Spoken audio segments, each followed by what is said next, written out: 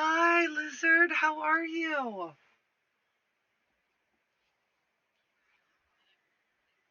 I found my pants. I'll let you in on a trade secret. I already had my pants. I've got my spot in the book ready.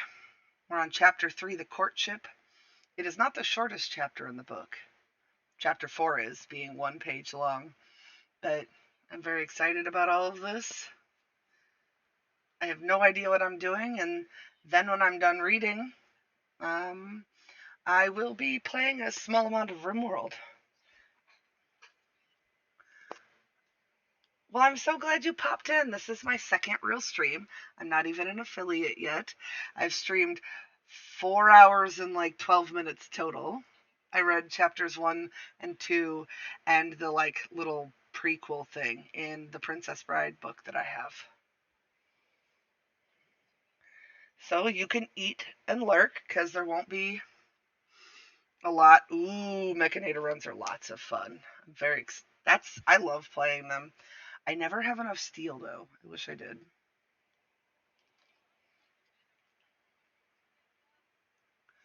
The steel is the thing that really just kind of gets in the way, if that makes sense.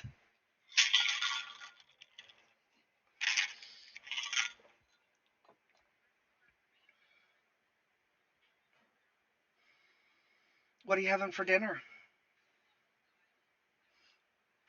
Well, once you do, I have to tell you, it's a lot of fun.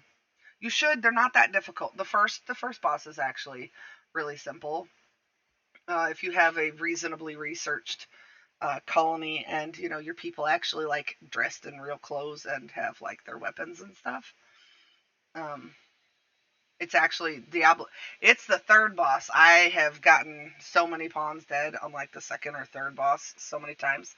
But that first one I've run like dozens of times before without any real issue. Ooh, pizza. Any particular kind?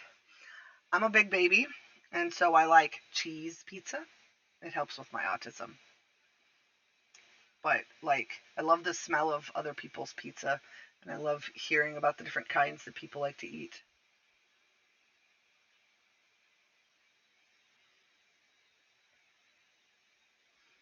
Okay, but cheese pizza is delicious though, especially if you have different types of cheese on it.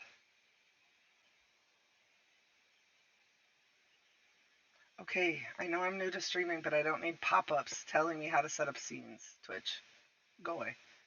Ah, no, just stop. Yeah, chaos over there. Will eat a garbage pizza all day, every day, and I like the way it smells, but I could never.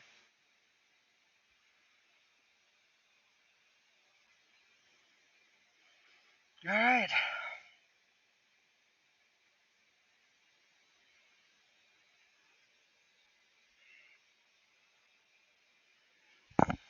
I figured if I went live a little bit before I started reading, it'd give time to people who were previously listening to the story to pop in and say hello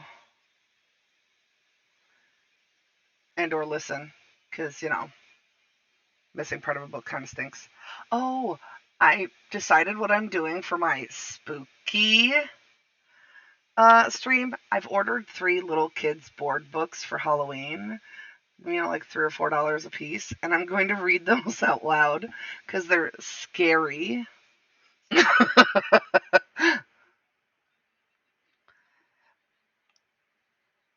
I like I like sausage on my pizza, and I like pepperoni, but like only a little bit. And I've had bell peppers on pizza before, and that's pretty good. Sometimes. All right, now I have to figure out what I'm doing over here. There it is. Now I switch to this scene. Let's see. Here we go. We are reading The Princess Bride, and currently we're on chapter 3, which is titled The Courtship. What we previously learned, if you have watched the movie, is that the way the actor they casted for Humperdinck um, was not not always the best. The prince was a barrel-chested of a man previously when described. Actually, I can read you the little description if you're interested. Here we go. Prince Humperdinck was shaped like a barrel. His chest was a great barrel chest, his thighs mighty barrel thighs. He was not tall, but he weighed close to 250 pounds. Brick hard, he walked like a crab, side to side, and probably, if he had wanted to be a ballet dancer, he would have been doomed to a miserable life of endless frustration. He was thick. He was a thick boy. Yeah, kind of like a dwarf. And so when I saw the movie, I like the comparison between the movie and the book. I find fascinating because they have in the book Humperdinck's exactly like that. In the book Humperdinck's charisma is based on an intimidate score, right? Like he's charismatic because he's intimidating, whereas in the movie he's charismatic because he's pretty. Which translates to the silver screen and all of that. But there's something to be said about the prince being, a thick boy. The book I have actually has a picture of what they have decided Humperdinck will look at. So let's see if we can figure out where that is. Which one of these has a decent pic? There. Look at him. He is a thick boy. That is what this author has taken to describe him as. So I find it fascinating how very different the movie has taken the thought. That's Humperdinck fighting something from the Zoo of Death, which is frankly a creepy, creepy place. Yeah, it's the difference between charismatic because you're pretty and charismatic because of force of will uh, is a pretty big distinction. But both things apply. Like if you're reading through D&D, both of those things actually apply to charisma. You can have a force of will. Yeah. You read the book after seeing the movie, and as a kid, you missed that detail. Yeah, and so it's not a thing that happens or people are aware of a lot. And this book is written absolutely entertaining with the interjections from the. So the book, I'm sure as you know, was written by William Goldman, and William Goldman wrote this book completely in his own mind, as though he had abridged someone else's book. And so he has lots of little asides that he puts in and talks about the little facts and things that he has abridged out, which is hilarious because he's abridged nothing because the book came from his mind. Um, so there's like lots of parentheses and like little asides and details, and I'm trying to impart those pretty well, but we'll see how that goes. All right, here we go. Chapter 3, The Courtship. 4 of them met in the great council room of the castle. Prince Humperdinck, his confidant Count Rugen, his father, aging King Lotheron, and Queen Bella, his evil stepmother. Queen Bella was shaped like a gumdrop and colored like a raspberry. She was easily the most beloved person in the kingdom and had been married to the king long before he began mumbling. Prince Humperdinck was but a child then, and since only stepmothers he knew were the evil ones from stories, he always called Bella that, or ES for short. All right, the prince began when they were all assembled. Who do I marry? Let's pick a bride and get it done. Aging King Lotheron said, I've been thinking it's really about getting to be about time for Humperdinck to pick a bride. He didn't actually so much say that as mumble it. I be mumba humper mumma and gumma. Queen Bella was the only one who bothered ferreting out his meanings any more. You couldn't be righter, dear, she said, as she patted his royal robes. What did he say? He said whoever we decided on would be getting a thunderously handsome prince for a lifetime companion. Tell him he's looking quite well himself, the prince returned. We've only just changed miracle men, the queen said. That accounts for the improvement. You mean you fired Miracle Max? Prince Humperdinck said. I thought he was the only one left. No, we found another one up in the mountains, and he's quite extraordinary. Old, of course, but then who wants a young Miracle Man? Tell him I've changed to Miracle Man, King Lothron said. It came out, tell him. What did he say, the prince wondered. He said a man of your importance couldn't marry just any princess. True, true, Prince Humperdinck said. He sighed deeply. I suppose that means Norina.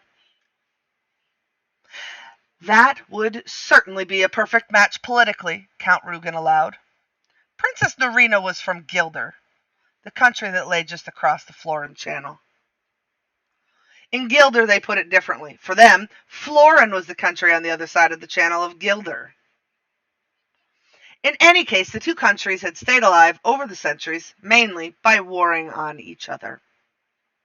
There had been the olive war, the tuna fish discrepancy, which almost bankrupted both nations, the Roman rift, which did send them both into insolvency, only to be followed by the discord of the emeralds, in which they both got rich again, chiefly by banding together for a brief period and robbing everybody within sailing distance. I wonder if she hunts, though, said Humperdinck. I don't care so much about personality, just so they're good with a knife. I saw her several years ago, Queen Bella said. She seemed lovely, though hardly muscular. I would describe her more as a knitter than a doer. But again, lovely. Skin? Asked the prince. Marble-ish, answered the queen. Lips? Number or color? Asked the queen. Color, E.S. Rosish. Cheeks the same, eyes largish, one blue, one green. Form? Said Humperdinck. Hourglassish, always closed divinishly, and of course famous throughout Gilder for the largest hat collection in the world. Well, let's bring her over here for some state occasions and have a look at her, said the prince. Isn't there a princess in Gilder that would be about the right age? Said the king. It came out, Mumpsess Murgerbor, mumble mumble. Are you never wrong? Said Queen Bella, and she smiled into the weakening eyes of her ruler. What did he say? Wondered the prince. That I should leave this very day with an invitation, replied the queen. And so began the great visit of Princess Norina. Now, here is an aside from William, pretending to be doing, an excerpt from the original book that's boring because it has too many terrible details. Me again. Of all the cuts in this version, I feel the most justified in making this one. Just as the chapters on whaling in Moby Dick can be omitted by all but the most punishment-loving readers, so the packing scenes that Morgenstern details here are really best left alone.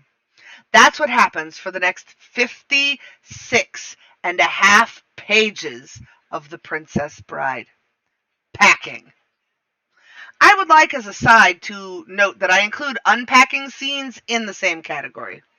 What happens is just this. Queen Bella packs most of her wardrobe, 11 pages, and travels to Gilder, 2 pages. In Gilder, she unpacks for 5 pages, then tenders the invitation to Princess Norina, 1 page. Princess Norina accepts, 1 page. Then Princess Norina packs all of her clothes and hats, 23 pages, and together the princess and the queen travel back to Florin for the annual celebration of the founding of Florin City, 1 page. They reach King Lothron's castle, where Princess Norina is shown her quarters, 1/2 page, and unpacks all the same clothes and hats we've just seen her pack 1.5 pages before, 12 pages. It's a baffling passage. I spoke to Professor Bonginoro of Columbia University, the head of their Florinese department, and he said this was most deliciously satiric chapter in the entire book. Morgenstern's point, apparently, being simply to show that although Florin considered itself vastly more civilized than Gilder, Gilder was, in fact, the far more sophisticated country, as indicated by the superiority in numbers and quality of the ladies' clothing. I'm not about to argue with a full professor, but if you ever have a really unbreakable case of insomnia, do yourself a favor and start reading chapter 3 of the uncut version.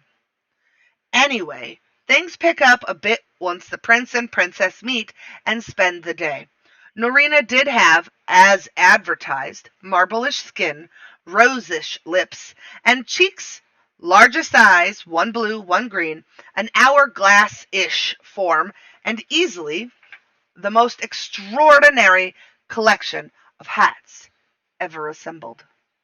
Wide-brimmed and narrow, some tall, some not, some fancy, some colorful, some plaid, and some plain. She doted on changing hats at every opportunity. When she met the prince, she was wearing one hat. When he asked her for a stroll, she excused herself shortly to return, wearing another, equally flattering. Things went on like this throughout the day. But it seems to me a bit much court etiquette for modern readers, so it's not until the evening meal that I return to the original text. And here begins the original text.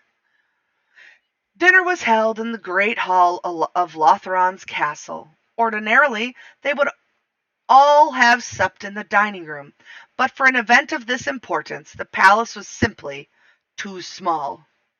So tables were placed end to end along the center of the great hall, an enormously drafty spot that was given to being chilly even in the summertime. There were many doors and giant entryways, and the wind gusts sometimes reached gale force. This night was more typical than less. The winds whistled consistently, and the candles constantly needed relighting, and some of the more daringly dressed ladies shivered. But Prince Humperdinck didn't seem to mind. And in Florin, if he didn't, you didn't either. At 8:23, there seemed every chance of a lasting alliance starting between Florin and Gilder. At 8:24, the two nations were very close to war. What happened was simply this. At 8:23 and 5 seconds, the main course of the evening was ready for serving. The main course was essence of brandied pig. You need a lot of it to serve 500 people, so in order to hasten the serving, the giant double door that led from the kitchen to the great hall was opened. The giant double door was on the north end of the room. The door remained open throughout what followed. The proper wine for essence of brandied pig was in readiness behind the double doors that eventually led to the wine cellar. This double door was opened at 8:23 and 10 seconds in order that the dozen wine stewards could get their kegs quickly to the eaters. This double door, as it might be noted, was at the south end of the room. At this point, an unusually strong crosswind was clearly evident. Prince Humperdinck did not notice, because at that moment he was whispering with the Princess Norina of Gilder. He was cheek to cheek with her, his head under her wide-brimmed blue-green hat, which brought out the exquisite color in both of her largest eyes. At 8:23 and 20 seconds, King Lotheron made his somewhat belated entrance to the dinner. He was always belated now and had been for years, and in the past people had been known to starve before he got there. But of late, meals just began without him, which was fine with him, since his new miracle man had taken him off meals anyway. The king entered through the king's door, a huge hinged thing that only he was allowed to use. It took several servants in excellent condition to work it. It should be reported that the king's door was always in the east side of any room, since the king was of all people closest to the sun. What happened then has been veraciously described as a norther or a southwester, depending on where you were seated in the room when it struck, but all hands agree on one thing. At 8:23 and 25 seconds, it was pretty gusty in the great hall. Most of the candles lost their flames and toppled, which was only important because a few of them fell, still burning, into the small kerosene cups that were placed here and there across the banquet table, so the essence of brandied pig could be properly flaming when served. Servants rushed in from all over to put out the flames, and they did a good enough job, considering that everything in the room was flying this way and that way. Fans, scarves, hats, particularly the hat of Princess Norina. It flew off the wall. It flew off to the wall behind her, where she quickly retrieved it and put it on properly. That was at 8:23 and 50 seconds. It was too late. At 8:23 and 55 seconds, Prince Humperdinck rose roaring. The veins in his neck etched like hemp. There were still flames in some places, and the redness reddened his already blood-filled face. He looked, as he stood there, like a barrel on fire, and then he said to Princess Norina of Gilder the 5 words that brought the nations to the brink. "Madam, feel free to flee." And with that, he stormed from the great hall. The time was then 8:24. Why, I don't know. I assume it'll explain in a moment. And with that, he stormed from the great hall. The time was 8:24. Prince Humperdinck made his angry way to the balcony above the great hall and stared down at the chaos. The fires were still in places, flaming red. Guests were pouring out through the doors. And Princess Norina, hatted and faint, was being carried by her servants far from view. Queen Bella finally caught up with the prince, who stormed along the balcony, clearly not yet in control. "I do wish you hadn't been quite so blunt," Queen Bella said. The prince whirled on her. "I'm not marrying any bald princess, and that's that." "No one would know," Queen Bella exclaimed. "She has hats even for sleeping." "I would know," cried the prince. "Did you see the candlelight reflecting off her skull?" "But things would have been so good with Gilder," the queen said, addressing herself half to the prince and half to Count Rugen, who now joined them. "Forget about Gilder. I'll conquer it sometime. I've been wanting to ever since I was a kid anyway." He approached the queen. "People snicker behind your back when you've got a bald wife, and I can do without that, thank you. You'll just have to find someone else."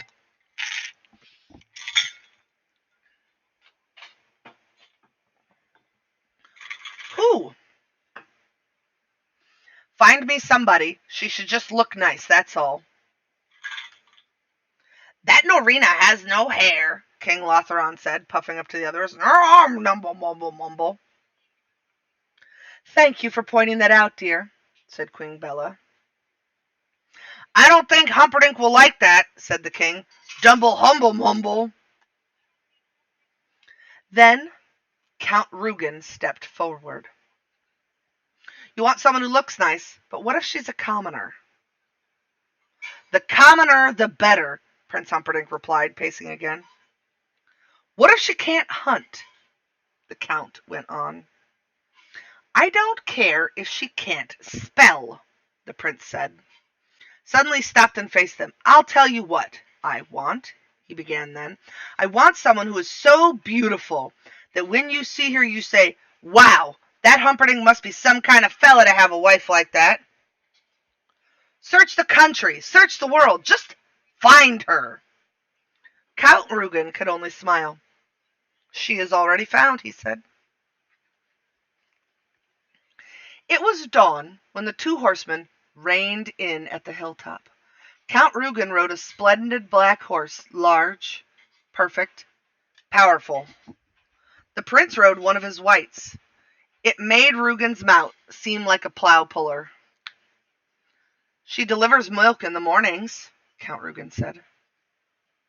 "And she is truly, without question, no possibility of error, beautiful." "She was something of a mess when I saw her," the count admitted, "but the potential was overwhelming. A milkmaid. The prince ran the words across his rough tongue. I don't know that I could wed one of them, even under the best of conditions. People might snicker that she was the best I could do.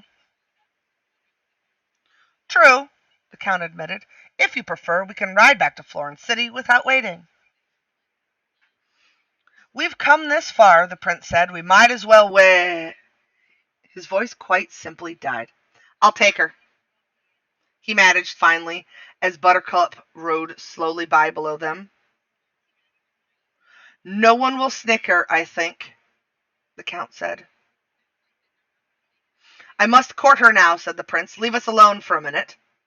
He rode the white expertly down the hill. Buttercup had never seen such a giant beast, or such a rider. I am your prince, and you will marry me, Humperdinck said. Buttercup whispered, I am your servant, and I refuse. I am your prince, and you cannot refuse me. I am your loyal servant, and I just did. Refusal means death. Kill me, then. I'm your prince, and I'm not that bad. How could you rather be dead than be married to me? Because, Buttercup said, marriage involves love, and that is not a pastime at which I excel. It went badly, and I am sworn to never love another. Love? Said Prince Humperdinck. Who mentioned love? Not me. I can tell you. Look, there must always be a male heir to the throne of Florin. That's me. Once my father died, there won't be an heir. Just a king. That's me again. When that happens, I'll marry and have children until there is a son. So you can either marry me and be the richest and most powerful woman in 1,000 miles and give turkeys away at Christmas and provide me a son, or you can die in terrible pain in the very near future. Make up your own mind.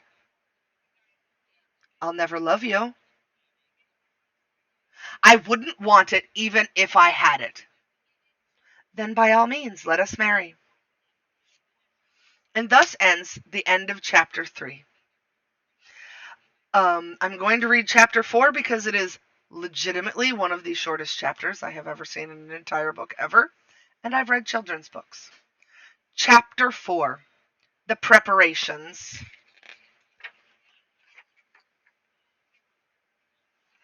This is an excerpt written by William about his abridging. So, here's the little excerpt he's got going. Chapter 4, The Preparations. I didn't even know this chapter existed until I began the good parts version.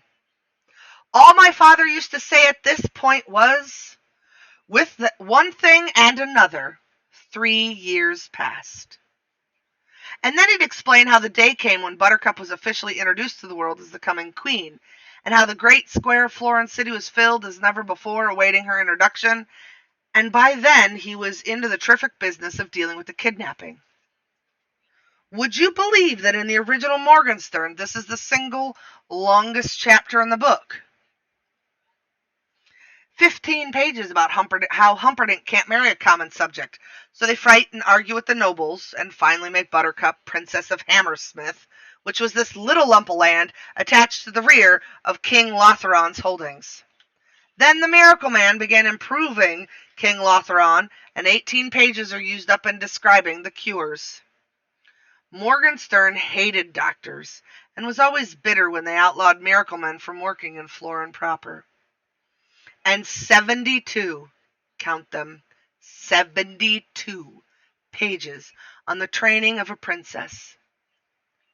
He follows Buttercup day to day, month to month, as she learns all the ways of curtsying and tea pouring and how to address visiting nabobs and all the like that. All this in a satiric vein, naturally, since Morgenstern hated royalty even more than doctors. But from a narrative point of view, in 105 pages, nothing happens, except this. With one thing and another, 3 years passed. And that ends the end of chapter 4. Now I will begin the next chapter, but we will be taking a break in, a half an hour really quick, because reading endlessly without taking a pause is the worst. Chapter 5. The Announcement.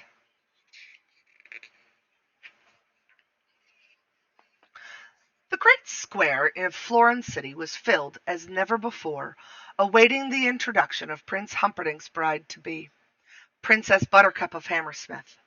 The crowd had begun forming some 40 hours earlier, but up to 24 hours before, there were still fewer than 1,000. But then, as the moment of introductions grew nearer, from across the country the people came. None had ever seen the princess, but rumors of her beauty were continual, and each was less possible than the one before. At noontime, Prince Humperdinck appeared at the balcony of his father's castle and raised his arms. The crowd, which by now was at the danger size, slowly quieted. There are stories that the king was dying, that he was already dead, that he'd been dead long since, that he was fine. My people, my beloveds, from whom we draw our strength. Today is a day of greeting. As you must have heard, my honored father's health is not what it once was. He is, of course, 97, so who can ask more? As you also know, Florin needs a male heir. The crowd began to stir now. It was to be this lady that they had heard so much about. In 3 months, our country celebrates its 500th anniversary. To celebrate that celebration, I shall, on that sundown, take for my wife the Princess Buttercup of Hammersmith. You do not know her yet, but you will meet her now. And he made a sweeping gesture, and the balcony doors swung open, and Buttercup moved out beside him on the balcony. And the crowd, quite literally, gasped. The 21-year-old princess far surpassed the 18-year-old mourner. Her figure faults were gone, the 2 bony elbows having fleshed out nicely. The opposite pudgy wrist could not have been trimmer. Her hair, which was once the color of autumn, was still the color of autumn, except that before she had tended it herself, whereas now she had 5 full-time hairdressers who managed things for her. This was long after hairdressers. In truth, ever since there have been women, there have been hairdressers, Adam being the first, though the King James scholars do their very best to muddy this point. Her skin was still wintry cream, but now, with 2 handmaidens assigned to each appendage, and 4 to the rest of her, it actually, in certain lights, seemed to provide her with a gentle, continually moving, as she moved, glow. Prince Humperdinck took her hand and held it high to the crowd, and the crowd cheered. That's enough, mustn't risk overexposure, the prince said, and he started back towards the castle. They have waited, some of them, so long, Buttercup answered. I would like to walk among them.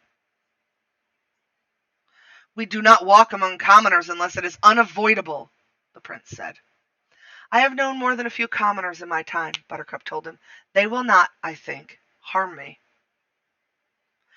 And with that she left the balcony, reappeared a moment later on the great steps of the castle, and quite alone walked, open-armed, down into the crowd. Wherever she went, the people parted. She crossed and recrossed the great square, and always ahead of her the people swept apart to let her pass. Buttercup continued moving slowly and smiling, alone, across the land like some land messiah. Most of the people there would never forget that day. None of them, of course, had ever been so close to perfection, and the great majority adored her instantly. There were, to be sure, some who, while admitting she was pleasing enough, were withholding judgment as to her quality as a queen. And of course there were some more who were quite frankly jealous. Very few of them hated her. And only 3 of them were planning to murder her. Buttercup naturally knew none of this. She was smiling, and when people wanted to touch her gown, well, let them. And when they wanted to brush their skin against hers, well, let them do that too. She had studied hard to do things royally, and she wanted very much to succeed, so she kept her posture erect and her smile gentle, and that her death was so close would have only made her laugh if someone had told her. But in the farthest corner of the great square, in the highest building in the land, deep in the deepest shadow, the man in black stood, waiting. His boots were black and leather, his pants were black, and his shirt. His mask was black, blacker than a raven, but blackest of all were his flashing eyes. Flashing, and cruel, and deadly. Buttercup was more than a little weary after her triumph. The touching of the crowds had exhausted her, so she rested a bit more. And then, towards mid-afternoon, she changed into her riding horse clothes and went to fetch horse. This was the one aspect of her life that had not changed in the years preceding. She still loved to ride, and every afternoon, weather permitting or not, she rode alone for several hours in the wild land beyond the castle. She did her best thinking then. Not that her best thinking ever expanded horizons. Still, she told herself, she was not a dummy either, so as long as she kept her thoughts to herself, well, where was the harm? As she rode through the woods and streams and heather, her brain was awhirl.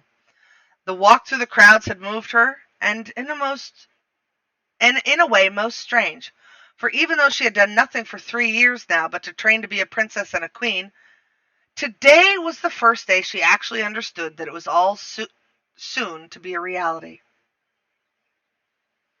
And I just don't like Humperdinck, she thought. It's not that I hate him or anything. I just never see him. He's always off someplace, or playing in the Zoo of Death. To Buttercup's way of thinking, there were 2 main problems. 1, it was wrong to marry without like, and 2, if it was too late to do anything about it. To the answers to her way of thinking, as she rode along, were 1 no and 2 yes. It wasn't wrong to marry someone you didn't like, it just wasn't right either. If the whole world did it, that wouldn't be great, what with everybody kind of grunting at everybody else as the years went by. But of course, not everybody did it, so forget about that. The answer to 2 was even easier. She had given her word she would marry, and that would have to be enough. True, he had told her quite honestly that if she said no, he would have to have her disposed of in order to keep respect for the crown at its proper level. Still, she could have, and had she chosen, said no. Everyone had told her, since she became a princess in training, that she was very likely the most beautiful woman in the world. Now she was going to be the richest, and most powerful as well. Don't expect too much from life, Buttercup told herself as she rode along. Learn to be satisfied with what you have. Dusk was closing in when Buttercup crested the hill. She was perhaps a half an hour from the castle, and her daily ride was 3/4 done. Suddenly she reined horse, for standing in the dimness beyond was the strangest trio she had ever seen. The man in the front was dark, Sicilian perhaps, with the gentlest face, almost angelic.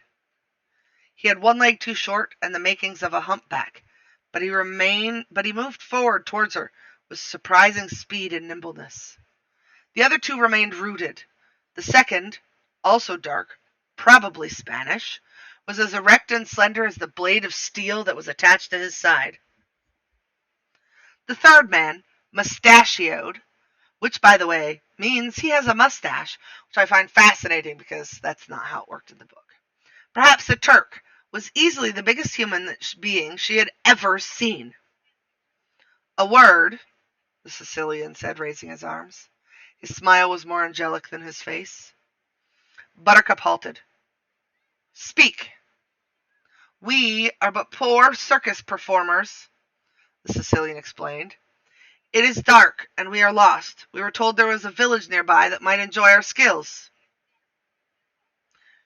You were misinformed, Buttercup told him. There is no one, not for many miles. Then there will be no one to hear you scream, the Sicilian said, and he jumped with frightening agility towards her face. That was all Buttercup remembered. Perhaps she did scream, but if she did, It was more from terror than anything else, because certainly there was no pain. His hands expertly touched places on her neck, and unconsciousness came.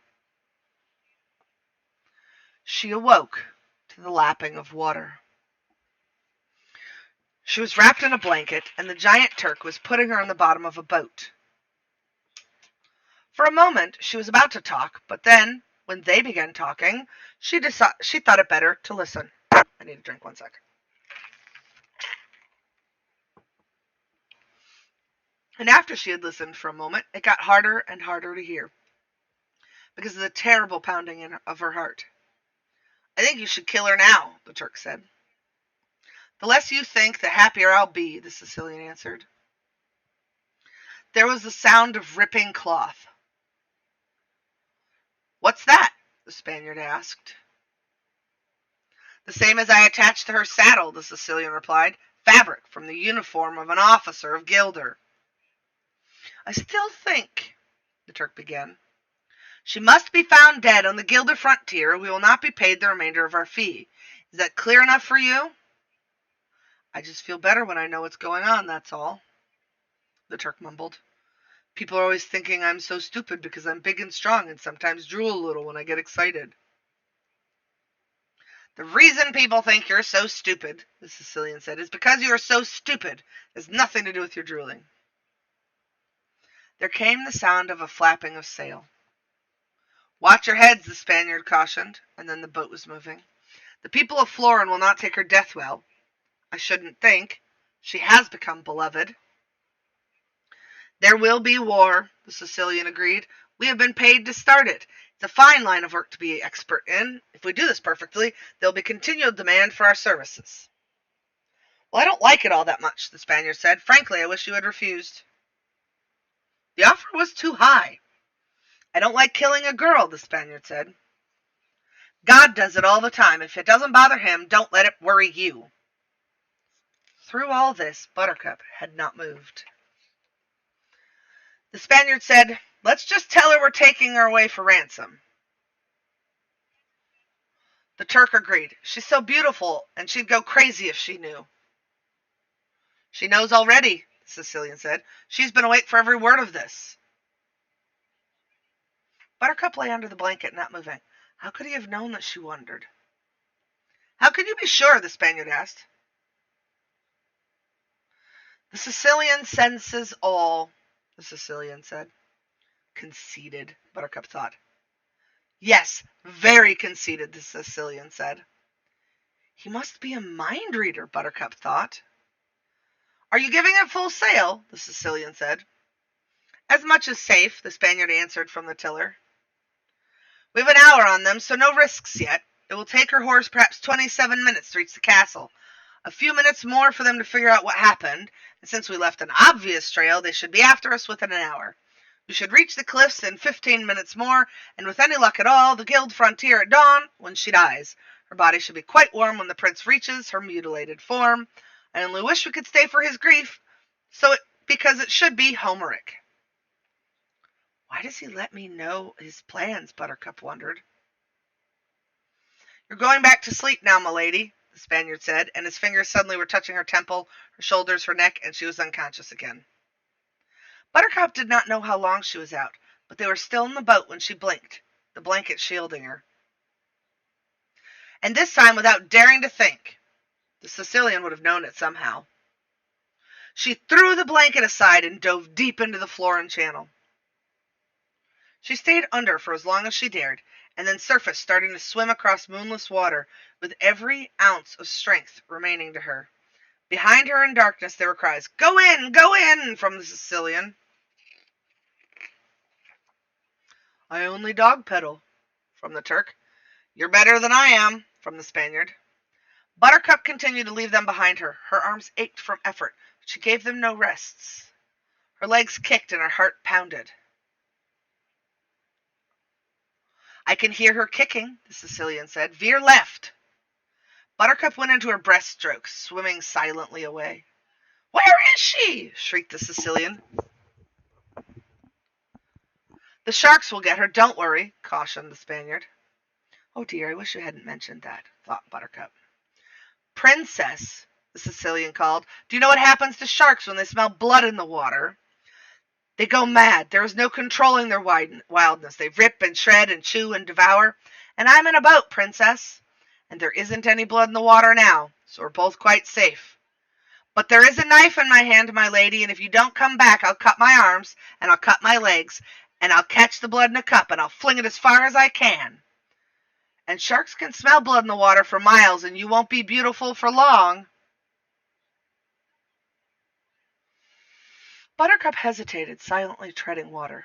Around her now, although it was surely her imagination, she began hearing the swish of giant tails. "Come back, and come back now, and there will be no other warning." Buttercup thought, "If I come back, they'll kill me anyway, so what's the difference?" "The difference is—" "There he goes again, doing that," thought Buttercup. "He really is a mind reader." "If you come back now," the Sicilian went on, "I give you my word as a gentleman and assassin that you will die totally without pain. I assure you that you will get no such promise from the sharks." The fish sounds in the night were closer now. Buttercup began to tremble with fear. She was terribly ashamed of herself, but there it was. She only wished she could see for a minute, if there really were sharks, and if she really would cut himself. The Sicilian winced out loud. "He just cut his arm, lady," the Turk called out. "He's catching the blood in a cup now. There must be a half an inch of blood on the bottom." The Sicilian winced again. "He's cut his leg this time," the Turk went on. "The cup's getting full." "I don't believe them," Buttercup thought. "There are no sharks in the water, and there's no blood in his cup." "My arm is back to throw," the Sicilian said. "Call it your location or not. The choice is yours." "I am not making a peep," Buttercup decided. "Farewell," from the Sicilian. There was a splashing sound of liquid landing on liquid. Then there came a pause. Then the sharks went mad. Now we have an aside. An excerpt.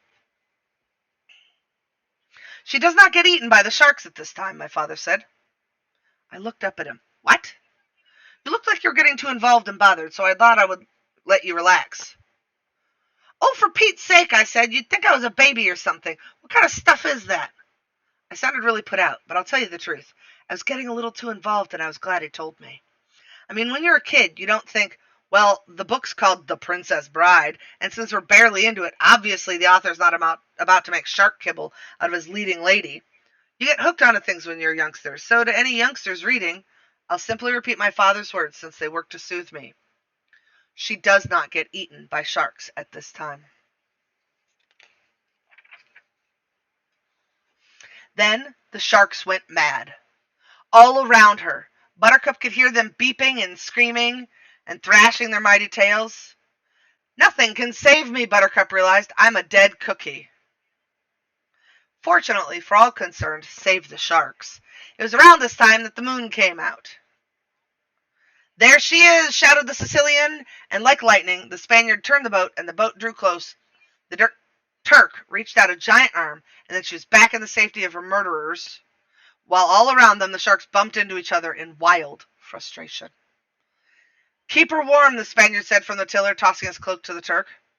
"Don't catch cold," the Turk said, wrapping Buttercup into the cloak's folds. "It doesn't seem to matter all that much," she answered, "seeing as you're killing me at dawn." "He'll do the actual work," the Turk said, indicating the Sicilian, who was wrapping cloths around his cuts. "We'll just hold you." "Hold your stupid tongue," the Sicilian commanded. The Turk immediately hushed. "I don't think he's so stupid," Buttercup said, "and I don't think you're so smart either with all your throwing blood in the water. That's not what I would call grade A thinking." "It worked, though, didn't it? You're back, aren't you?" The Sicilian crossed towards her. "Once women are sufficiently frightened, they scream." "But I didn't scream. The moon came out," answered Buttercup somewhat triumphantly. Then the Sicilian struck her. "Enough of that," the Turk said then. The tiny humpback looked dead at the giant. "Do you want to fight me? I don't think you do." "No, sir," the Turk mumbled. "No, but please don't use force. Please, force is mine. Strike me when you feel the need. I won't care." The Sicilian returned to the other side of the boat. She would have screamed, he said. She was about to cry out. My plan was ideal, as all my plans are ideal. It was the moon's ill timing that robbed me of perfection. He scowled unforgivingly at the yellow wedge above them. Then he stared ahead. There, the Sicilian pointed, the cliffs of insanity!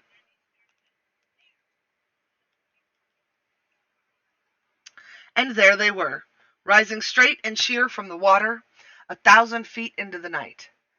They provided the most direct route between Florin and Gilder, but no one ever used them, sailing instead the long way, many miles around. Not that the cliffs were impossible to scale.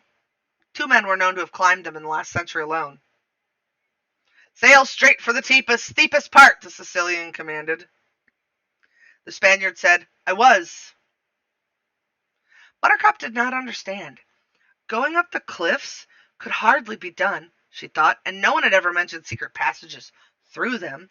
Yet here they were, sailing closer and closer to the mighty rocks, now surely less than 1/4 of a mile away. For the first time, the Sicilian allowed himself a smile. All is well. I was afraid your little jaunt on the water was going to cost me too much time. I had allowed an hour of safety. There must be 50 minutes of it left. We're miles ahead of anybody, and safe, safe, safe. No one could be following us yet? The Spaniard asked. No one, the Sicilian assured him. It would be inconceivable. Absolutely inconceivable. Absolutely, totally, and in all other ways, inconceivable, the Sicilian reassured him. Why do you ask? No reason, the Spaniard replied. It's only that I just happened to look back and something's there. They all whirled. Something was indeed there.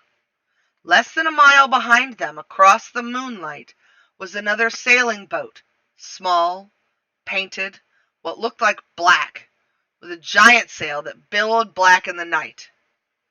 A single man at the tiller, a man in black. The Spaniard looked at the Sicilian. It must just be some local fisherman out for a pleasure cruise at night, alone, through shark-infested waters. There's probably a more logical explanation, the Sicilian said, but since no one in Gilder could know yet what we've done, and no one in Florin could have gotten here so quickly, he is definitely not, however, it much may look like it, following us. It is coincidence and nothing more. He is gaining on us, the Turk said.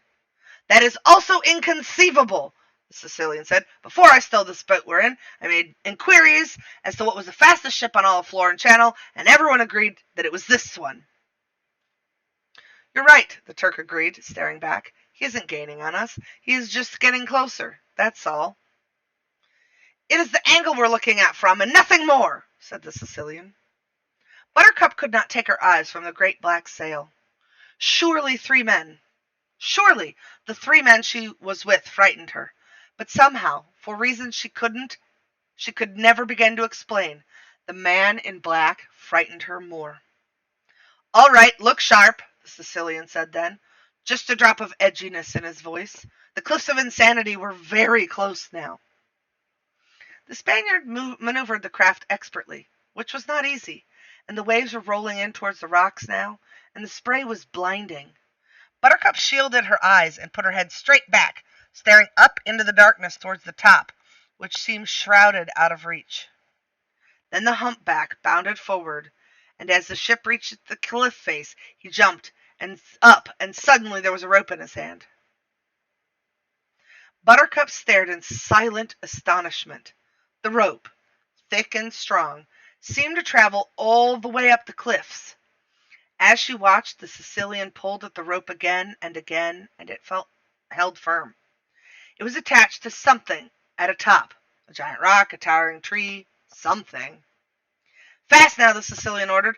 If he is following us, which of course is not within the realm of human experience, but if he is, we've got to reach the top and cut the rope off before he can climb up after us. Climb? Buttercup said. I would never be able to... Hush! The Sicilian ordered her. Get ready, he ordered the Spaniard. Sink it, he ordered the Turk. And then everyone got busy. The Spaniard took a rope and tied Buttercup's hands and feet. The Turk raised a great leg and stomped down at the center of the boat, which gave way immediately and began to sink. Then the Turk went to the rope and took it in his hands. "Load me," the Turk said. The Spaniard lifted Buttercup and draped her body around the Turk's shoulders. Then he tied himself to the Turk's waist, and then the Sicilian clung to the Turk's neck. "All aboard," the Sicilian said. This was before trains, but the expression comes originally from carpenters loading lumber, and this was well after carpenters. With that, the Turk began to climb. It was at least 1,000 feet, and he was carrying 3. But he was not worried. When it came to power, nothing worried him. When it came to reading, he got knots in the middle of stomach. And when it came to writing, he broke out in a cold sweat. And when addition was mentioned, or worse, long division, he always changed the subject right away. But strength had never been his enemy. He could take the kick of a horse on his chest and not fall backwards. He could take a 100-pound flour sack between his legs and scissor it open without thinking. He had once held an elephant aloft using only the muscles in his back. But his real might lay in his arms. There had never, not in 1,000 years, been arms to match Fezzik's, for that was his name. The arms were not only gargantuan and totally obedient and surprisingly quick, but they were also, and this is why he never worried, tireless. If you gave him an axe and told him to chop down a forest, his legs might give out from having to support so much weight for so long, or the axe might shatter from the punishment of killing so many trees. But Fezzik's arms would be as fresh tomorrow as they were that day. And so, even with the Sicilian on his neck, and the princess around his shoulders, and the Spaniard at his waist, Fezzik did not feel the least bit put upon. He was actually quite happy, because it was only when he was requested to use his might that he felt he wasn't a bother to everyone. Up he climbed, arm over arm over arm, 200 feet now above the water, 800 feet left now to go. More than anyone, the Sicilian was afraid of heights. All of his nightmares, and they were never far from him when he slept, dealt with falling. So this terrifying ascension was most difficult for him, perched as he was on the neck of the giant, or it should have been most difficult, but he would not allow it. From the beginning, when as a child he realized his somebody would never conquer worlds, he relied on his mind. He trained it, fought it, brought it to heel. So now, 300 feet in the night and rising higher, when he should have been trembling, he was not. Instead, he was thinking of the man in black. There was no way anyone could have been quick enough to follow them, and yet from some devil's world that billowing black sail had appeared. How? How?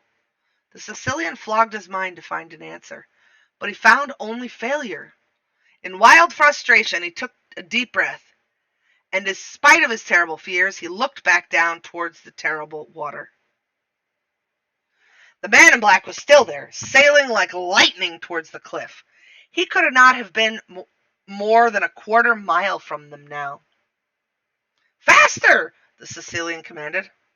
"I'm sorry," the Turk answered. "I thought I was going faster." "Lazy, lazy," spurred the Sicilian. "I'll never improve," the Turk answered, but his arms began to move faster than before. "I cannot see too well because your feet are locked around my face," he went. "So could you please tell me if we're halfway yet?" "A little over, I should think," said the Spaniard from his position around the giant's waist. "You're doing wonderfully, Fezzik." "Thank you," said the giant. "And he's closing on the cliffs," added the Spaniard. No one had to ask who he was. 600 feet now. The arms continued to pull over and over. 620 feet. 650. Now faster than ever. 700. "He's left his boat behind," the Spaniard said. "He's jumped onto our rope. He's starting up after us." "I can feel him," Fezzik said. "His body weight on the rope." "He'll never catch up," the Sicilian cried. "Inconceivable." "You keep using that word," the Spaniard snapped. "I don't think it means what you think it does." "How fast is he at climbing?" Fezzik said. "I'm frightened," was the Spaniard's reply. The Sicilian gathered his courage and looked down. The man in black seemed almost to be flying. Already he had cut their lead 100 feet, perhaps more. "I thought you were supposed to be strong," the Sicilian shouted. "I thought you were this great mighty thing, and yet he gains." "I'm carrying 3 people," Fezzik explained. "He only has himself and—" "Excuses are the refuge of cowards," the Sicilian interrupted. He looked down again. The man in black had gained another 100 feet. He looked up now. The cliff tops were beginning to come into view. Perhaps 150 feet more and they were safe. Tied hand and foot, sick with fear, Buttercup wasn't sure what she wanted to happen. Except this much she knew. She didn't want to go through anything like it again. "Fly, Fezzik!" the Sicilian screamed. 100 feet to go! Fezzik flew. He cleared his mind of everything but ropes and arms and fingers, and his arms pulled, and his fingers gripped, and the rope held taut, and... "He's over halfway," the Spaniard said. "Halfway to doom is where he is," the Sicilian said. "We're 50 feet from safety, and once we're there, I untie the rope." He allowed himself to laugh. 40 feet. Fezzik pulled. 20. 10. It was over. Fezzik had done it. They had reached the tops of the cliffs. And first the Sicilian jumped off, and then the Turk removed the princess, and as the Spaniard untied himself, he looked back over the cliffs. The man in black was no more than 300 feet away. "Seems a shame," the Turk said, looking down alongside the Spaniard. "Such a climber deserves better than—" He stopped talking then. The Sicilian had untied the rope from its knots around an oak. The rope seemed almost alive, the greatest of all water serpents, heading at last for home. It whipped across the cliff tops, spiraled into the moonlight channel. The Sicilian was roaring now, and he kept at it until the Spaniard said, "He did it." "Did what?" The humpback came scurrying to the cliff edge. "Release the rope in time," the Spaniard said. "See?" And he pointed down. The man in black was hanging in space, clinging to the sheer rock face, 700 feet above the water. The Sicilian watched, fascinated. "You know," he said, "since I made a study of death and dying and am a great expert, it might interest you to know that he'll be dead long before he hits the water. The fall will do it, not the crash." "Oh, how rude we're being," the Sicilian then said, turning to Buttercup. "I'm sure you'd like to watch." The man in black dangled helpless in space, clinging to the cliffs with both hands. He went to her and brought her, still tied hand and foot, so that she could watch the final pathetic struggle of the man in black, 300 feet below. Buttercup closed her eyes and turned away. "Shouldn't we be going?" the Spaniard asked. "I thought you were telling us how important time was." It is, the Sicilian nodded. "But I just can't miss a death like this. I could stage one of these every week and sell tickets. I could get out of the assassination business entirely. Look at him. Do you think his life is passing before his eyes? That's what the books say." "He has very strong arms," Fezzik commented, "to hold on so long." "He can't hold on much longer," the Sicilian said. "He has to fall soon." It was at that moment the man in black began to climb. Not quickly, of course, and not without great effort, but still there was no doubt that he was, in spite of the sheerness of the cliffs, heading in an upward direction. "Inconceivable!" the Sicilian cried. And as we are at the top of the hour, we are going to take a quick break. I will be right back, and I'll continue reading. Please get up, stretch, cycle your laundry, use the washer, maybe get something to eat, do some stuff. It'll be about 7 minutes. I will talk to you all soon here. Click this little button.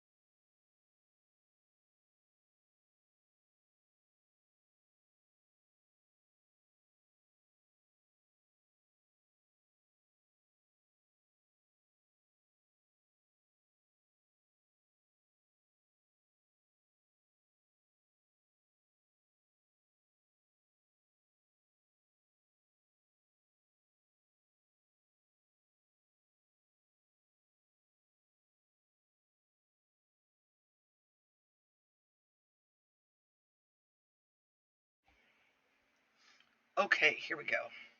Back to the reading tab. Here we are. Okay.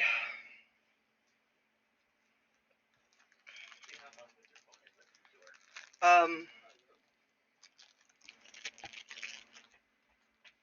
I'm finishing my cheese stick.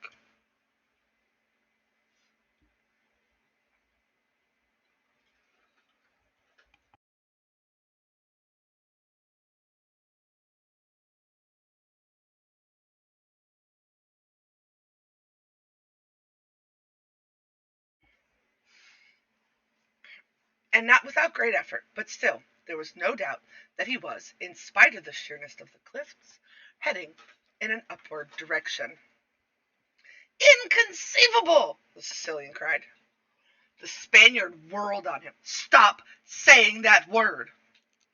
It was inconceivable that anyone could follow us, but when we looked back, there was the man in black. It was inconceivable that anyone could sail as fast as we could sail, and yet he gained at us. Now this too is inconceivable, but look! Look! And the Spaniard pointed down through the night. See how he rises! The man in black was indeed rising. Somehow, in some most miraculous way, his fingers were finding holds in the crevices, and he was now perhaps 15 feet closer to the top, farther from death. The Sicilian advanced on the Spaniard now, his wild eyes glittering at the insubordination. I have the keenest of mind that has ever been turned to unlawful pursuits, he began. So when I tell you something, it is not guesswork, it is fact. And the fact is that the man in black is not following us. A more logical explanation would be that he is simply an ordinary sailor who dabbles in mountain climbing as a hobby, who happens to have the same general final destination we do. That certainly satisfies me, and I hope it satisfies you. In any case, we cannot take the risk of his seeing us with the princess, and therefore one of you must kill him. Shall I do it? The Turk wondered. The Sicilian shook his head. No, Fezzik, he said finally, I need your strength to carry the girl. Pick her up now and let us hurry along. He turned to the Spaniard. We are heading directly for the frontier of Gilder. Catch up quickly, as you can, once he's dead. The Spaniard nodded, and the Sicilian hobbled away. The Turk hoisted the princess, began following the humpback. Just before he lost sight of the Spaniard, he turned and hollered, Catch up quickly! Don't I always? The Spaniard waved. Farewell, Fezzik! Farewell, Inigo! Turk replied, and then he was gone, and the Spaniard was all alone. Inigo moved to the cliff edge and knelt with his customary quick grace. 250 feet below him now, the man in black continued his painful climb. Inigo lay flat, staring down, trying to pierce the moonlight and find the climber's secret. For a long while, Inigo did not move. He was a good learner, but not a particularly fast one, so he had to study. Finally, he realized that somehow, by some mystery, the man in black was making fists and jamming them into the rocks and using them for support. Then he would reach up with his other hand until he found a high split in the rock and make another fist and jam it in. Wherever he could find support for his feet, he would use it, but mostly it was the jammed fists that made the climbing possible. Inigo marveled. What a truly extraordinary adventure this man in black must be. He was close enough now for Inigo to realize the man was masked, a black hood covering all but his features. Another outlaw? Perhaps. Then why should they have to fight? And for what? Inigo shook his head. It was a shame that such a fellow must die, but he had his orders, so there it was. Sometimes he did not like the Sicilian's commands, but what could he do? Without the brains of the Sicilian, he, Inigo, would never be able to command jobs of this caliber. The Sicilian was a master planner. Inigo was a creature of the moment. The Sicilian said, kill him. So why waste sympathy on the man in black? Someday, someone would kill Inigo, and the world would not stop to mourn. He stood now, quickly jumping to his feet, his blade-thin body ready for action. Only the man in black was still many feet away. There was nothing to do but wait for him. Inigo hated waiting. So to make the time more pleasant, he pulled from the scabbard his only love, the six-fingered sword. How it danced in the moonlight! How glorious and true! Inigo brought it to his lips, and with all the fervor in his great Spanish heart, kissed the metal. Now we have a little aside in the chapter. It's a little excerpt about Inigo. Inigo. In the mountains of central Spain, set high in the hills above Toledo. Yes, it does say set high in the hills above Toledo. I assume that is a place because we stole everything from, everyone else. I assume Toledo, Ohio is the name stolen from here. But nevertheless, in the mountains of central Spain, set high in the hills above Toledo, was the village of Arabella. It was very small, and the air was always clear. That was all you could say that was good about Arabella. Terrific air. You could see for miles. But there was no work. The dogs overran the streets, and there was never enough food. The air, clear enough, was also too hot in daylight, freezing at night. As to Inigo's personal life, he was always just a trifle hungry.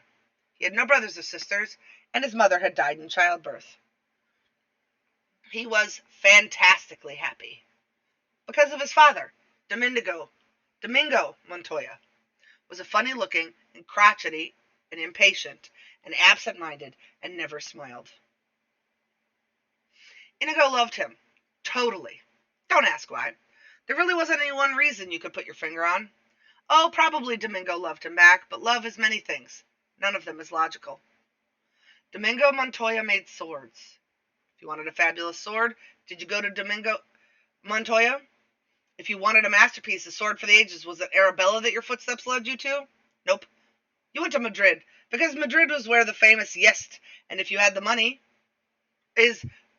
no, you didn't go to Domingo. You went to Madrid, because Madrid was where lived the famous Jest. And if you had the money, and he had the time, you got your weapon. Jest was fat and jovial, and one of the richest, most honored men in the city. And he should have been. He made wonderful swords, and noblemen bragged to each other when they owned an original Jest. But sometimes, not often, mind you, maybe once a year, maybe less, a request would come in for a weapon that was even more than Jest could make. When that happened, did Jest say, "Alas, I am sorry, I cannot do it"? Nope. What he said was, "Of course, I'd be delighted. 50% down payment, please. The rest before delivery. Come back in a year. Thank you very much." And the next day he would set out for the hills behind Toledo. "So, Domingo," Jest would call out when he reached Inigo's father's hut. "So, Jest," Domingo Montoya would return from the hut doorway. Then the two men would embrace, and Inigo would come running up, and Jest would rumple his hair, and then Inigo would make a tea while the two men talk. "I need you," Jest would always begin. Domingo would grunt. "This very week I have accepted a commission to make a sword for a member of the Italian nobility. It is bejeweled encrusted at the handle, and the jewels are to spell out the name of his present mistress, and no." That single word, and that alone. But it was enough. When Domingo Montoya said no, it meant nothing else but. Inigo, busy with the tea, knew what would happen now. Jest would use his charm. No. Jest would use his wealth. No. His wit, his wonderful gift, persuasion. No. He would beg, entreat, promise, pledge. No. Insults, threats. No. Finally, genuine tears. No. More tea, Jest? Perhaps another cup, thank you. Then big, "Why won't you?" Inigo hurried to refill their cups so as to never miss a word. He knew they had been brought up together, had known each other 60 years, and had never not loved one another deeply. And it thrilled him when he could hear them arguing. That was the strange thing, arguing was all they ever did. "Why?" My fat friend asks me why. He sits there on his world-class ass and has the nerve to ask me why. Yes, come to me sometime with a challenge. Once, just ride up and say, "Domingo, I need a sword for an 80-year-old man to fight a duel." And I would embrace you and cry, "Yes!" Because to make a sword for an 80-year-old man to survive a duel, that would be something. Because the sword would have to be strong enough to win, yet light enough not to tire his weary arm. I would have to use my all, and to perhaps find an unknown metal, strong but very light, or devise a different formula for a known one. Mix some bronze with some iron, and some air in a way ignored for 1,000 years. I would kiss your smelly feet for an opportunity for like that, fat Jest. But to make a stupid sword with a stupid jewels in the form of a stupid initials, so some stupid Italian can thrill his stupid mistress, No, that I will not do. For the last time I ask you, please. For the last time I tell you I am sorry, no. I gave my word the sword would be made. Yes, said I cannot make it. In all the world no one but you, and you say no, which means I have gone back on a commitment, which means I have lost my honor, which means that since honor is the only thing in the world I care about, and since I cannot live without it, I must die. And since you are my dearest friend, I may as well die now, with you basking in the warmth of your affection. And here Yes would pull out a knife. It was a magnificent thing, a gift from Domingo on Yes's wedding day. Goodbye, little Inigo, Yes would say then. God grant you your quota of smiles. It was forbidden for Inigo to interrupt. Goodbye, little Domingo, Yes would say then. Although I die in your hut, and although it is your own stubborn fault that causes my ceasing, in other words, even though you are killing me, don't think twice about it. I love you as I always have, and God forbid your conscience should give you any trouble. He pulled open his coat, brought the knife closer. The pain is worse than I imagined, Yes cried. How can it hurt when the point of the weapon is still an inch away from your belly? Domingo asked. I'm anticipating. Don't bother me. Let me die unpestered. He brought the point to his skin and pushed. Domingo grabbed the knife away. Someday I won't stop you, he said. Inigo, set an extra place for supper. I was all set to kill myself, truly. Enough dramatics. What is on the menu for this evening? The usual gruel. Inigo, go check and see if there's anything in my carriage outside. There was always a feast waiting in the carriage. And after the food and the stories would come the departure, and always before the departure would come the request.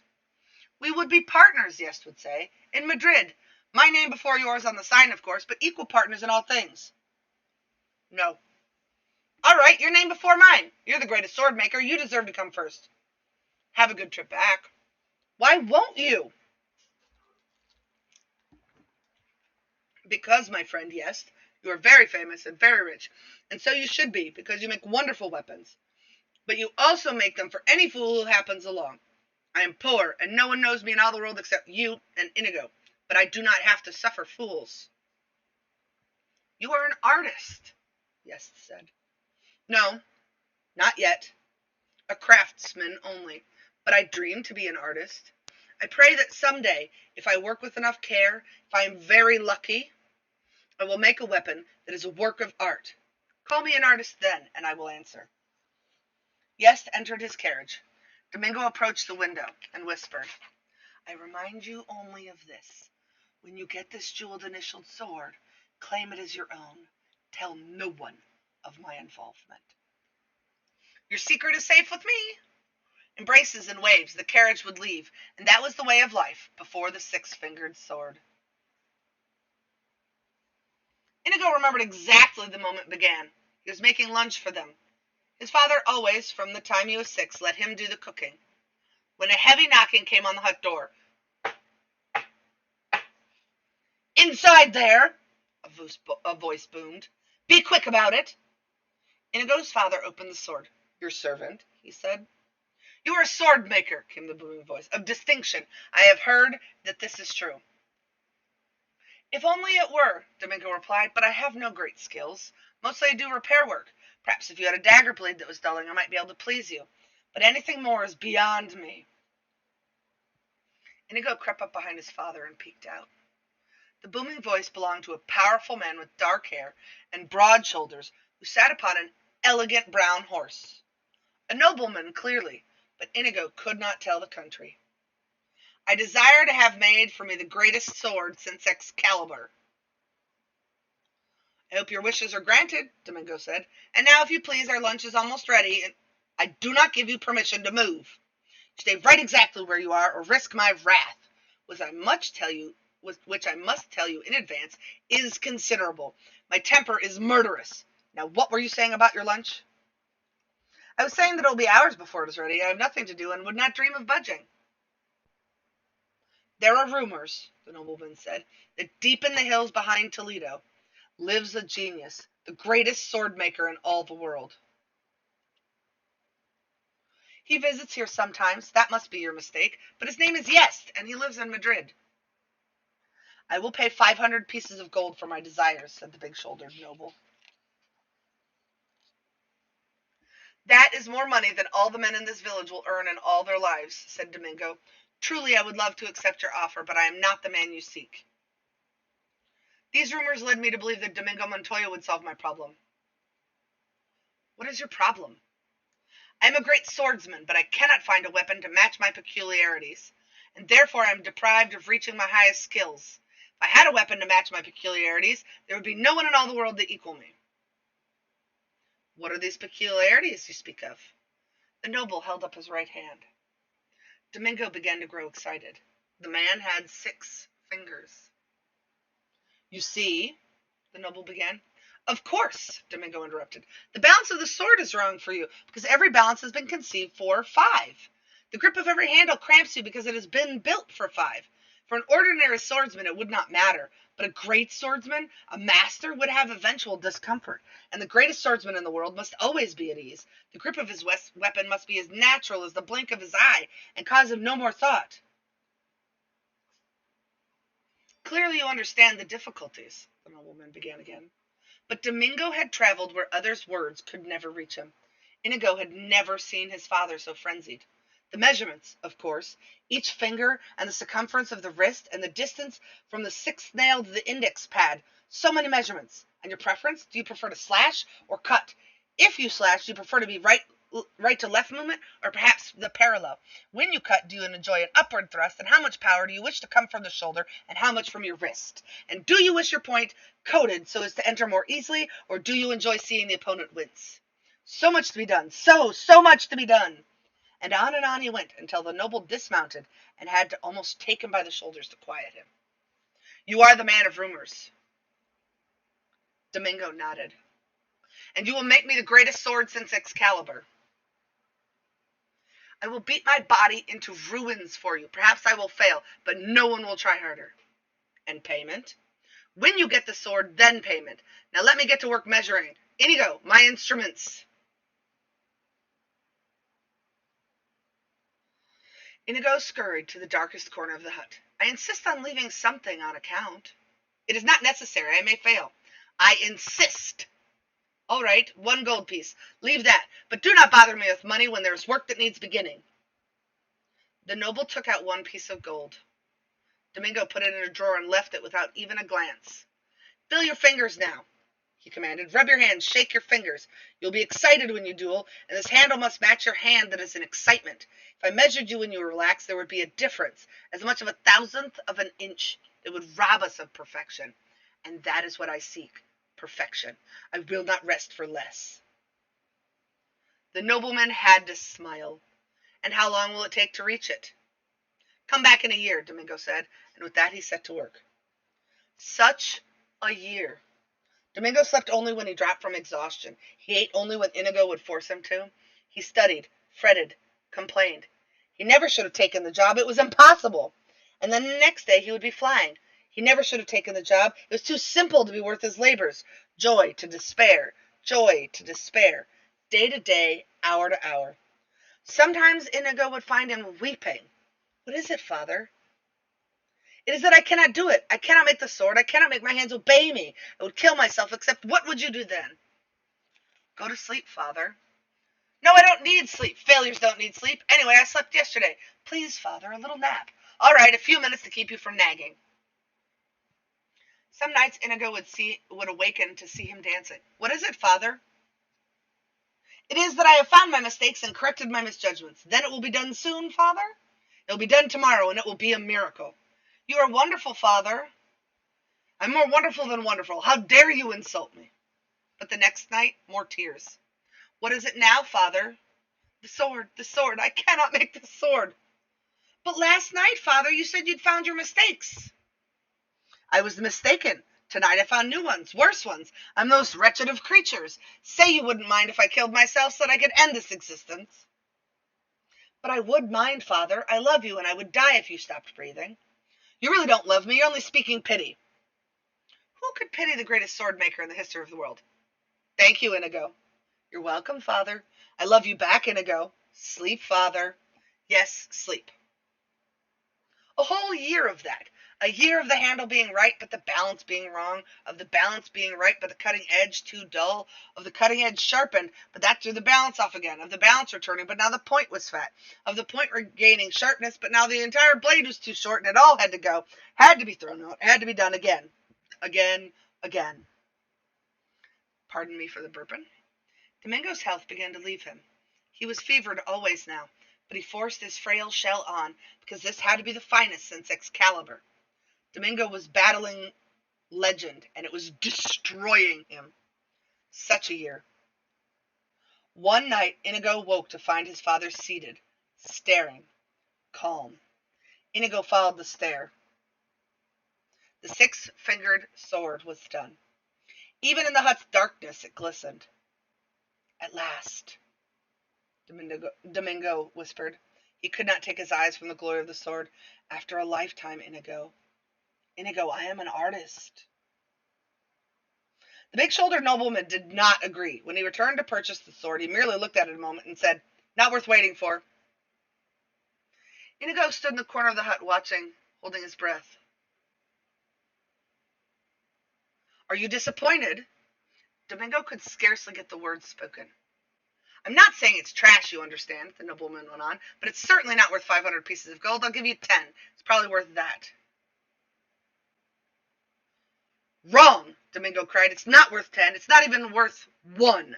Here." And he threw open the drawer where the 1 gold piece had lain untouched for the year. "The gold is yours, all of it. You have lost nothing."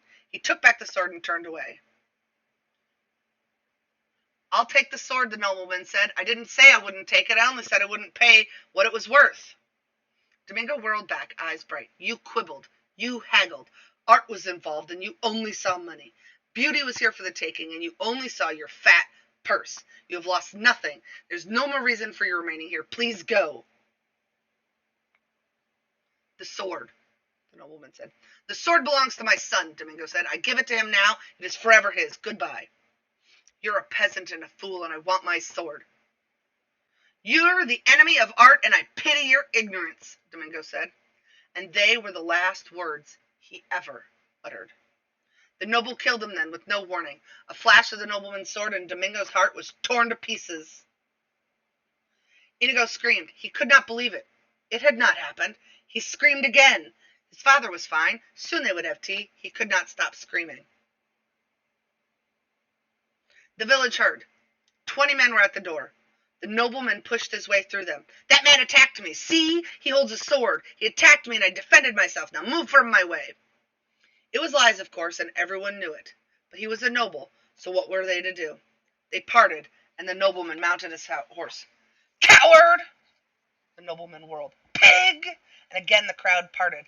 Inigo stood there, holding the six-fingered sword, repeating the words, "Coward, pig, killer." "Someone tend the babe before he oversteps himself," the noble said to the crowd. Inigo ran forward then, standing in front of the nobleman's horse, blocking the nobleman's path. He raised his six-fingered sword with both his hands and cried, "I, Inigo Montoya, do challenge you, coward, pig, killer, ass, fool, to battle." "Get him out of my way. Move the infant." "The infant is 10, and he stays," Inigo said.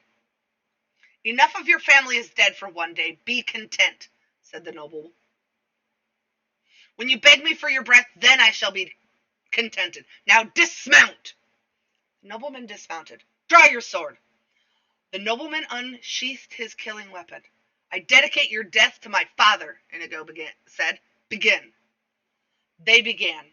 It was no match, of course. Inigo was disarmed in less than a minute. But for the first 15 seconds or so, the noble was uneasy. During those 15 seconds, strange thoughts crossed his mind. For even at the age of 10, Inigo's genius was there. Disarmed, Inigo stood very straight. He said not a word. Begged nothing. "I'm not going to kill you," the nobleman said, "because you've talent and you're brave, but you're also lacking in manners, and that's going to get you in trouble if you're not careful. So I shall help you as you go through life by leaving you with a reminder that bad manners are to be avoided." And with that his blade flashed 2 times.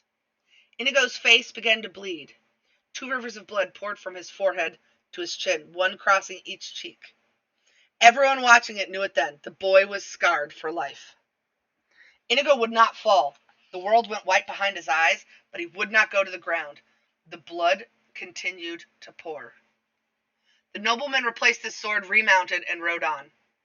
It was only then Inigo allowed the darkness to claim him. He awoke to Yest's face. "I was beaten," Inigo whispered. "I failed him." Jest could only say, "Sleep." Inigo slept. The bleeding stopped after a day, and the pain stopped after a week. They buried Domingo, and for the first time and last time, Inigo left Arabella. His face bandaged, he rode in Yest's carriage to Madrid, where he lived in Yest's house, obeyed Yest's commands. After a month, the bandages were removed, but the scars were still deep red. Eventually they softened some, but they always remained the chief features of Inigo's face. The giant parallel scars running one on each side from temple to chin. For 2 years Jest cared for him. Then one morning, Inigo was gone. So 2 years means he's 12. In his place were 3 words, "I must learn," on a note pinned to his pillow. Learn? Learn what? What existed beyond Madrid that the child had to commit to memory? Yes shrugged and sighed. It was beyond him. There was no understanding children anymore. Everything was changing too fast, and the young were different. Beyond him. Beyond him, life was beyond him. The world was beyond him. You name it, it was beyond him. He was a fat man who made swords. That much he knew. So he made more swords, and he grew fatter as the years went by. As his figure spread, so did his fame. From all across the world they came, begging him for weapons. So he doubled his prices, because he didn't want to work too hard anymore. He was getting old. But when he doubled his prices, when the news spread from Duke to Prince to King, they only wanted him more desperately. Now the wait was 2 years for a sword, and the lineup of royalty was unending, and Yest was growing tired. So he doubled his prices again. And when that didn't stop them, he decided to triple his already doubled and redoubled prices, and besides that, all work had to be paid for in jewels in advance, and the wait was up to 3 years. But nothing would stop them. They had to have swords by Yest, or nothing, and even though the work was the finest, it was nowhere what it once was. Domingo, after all, could no longer save him. The silly rich men didn't notice. All they wanted was his weapons, and they fell over each other with jewels for him. Yest grew very rich and very heavy. Every part of his body sagged. He had only the fat thumbs in Madrid. Dressing took an hour, breakfast the same. Everything went slowly. But he could still make swords, and people still craved them. "I'm sorry," he said to the young Spaniard who entered his shop one particular morning. "The wait is up to 4 years, and even I am embarrassed to mention the price. Have your weapon made by another." "I have my weapon," the Spaniard said. And he threw the 6-fingered sword across Yest's workbench. Such embraces. "Never leave again," Yest said. "I eat too much when I'm lonely." "I cannot stay," Inigo told him. "I'm only here to ask you one question. As you know, I have spent the last 10 years learning," which means he's 22. "Now I have come for you to tell me if I'm ready." "Ready? For what? What in the world have you been learning?" "The sword." "Madness," said Yes. "You spent 10 entire years just learning defense." "No, not just learning defense. I did many other things as well." "Tell me." "Well," Inigo began, 10 years is what? About 3,600 days. And that's about, I figured this out once, so I remember pretty well, about 86,000 hours. Well, I always make it a point to get 4 hours of sleep per night. That's 14,000 hours right there, leaving me perhaps 72,000 hours to account for." "You slept, I'm with you. What else?" "Well, I squeezed rocks." "I'm sorry, my hearing sometimes fails me. It sounded like you said you squeezed rocks." "To make my wrists strong so I could control the swords. Rocks like apples, that size. I would squeeze them in each hand for perhaps 2 hours a day, and would spend another 2 hours a day skipping and dodging and moving quickly so that my feet would be able to get me in position and to properly deliver the thrust of the sword. It's another 14,000 hours. I'm down to 58,000 now. Well, I sprinted 2 hours a day as fast as I could, so my legs as well, being quick, would also be strong. And that gets me down to about 50,000 hours. Yes examined the young man before him. Blade, thin, 6 feet in height, straight as a sapling, bright-eyed, taut. Even motionless he seemed whippet quick. And these last 50,000 hours, pardon my burp, these have been spent studying the sword. Inigo nodded. Where? Wherever I could find a master. Venice, Bruges, Budapest. I could have taught you here. True, but you care for me. You would not have been ruthless. You would have said, excellent, Perry Inigo. Now that's enough for one day. Let's have supper. It does sound like me, Yes admitted, but why was it so important? Why was it worth so much of your life? Because I could not fail him again. Fail who? My father. I have spent all these years preparing to find the six-fingered man and kill him in a duel. But he is a master, yes.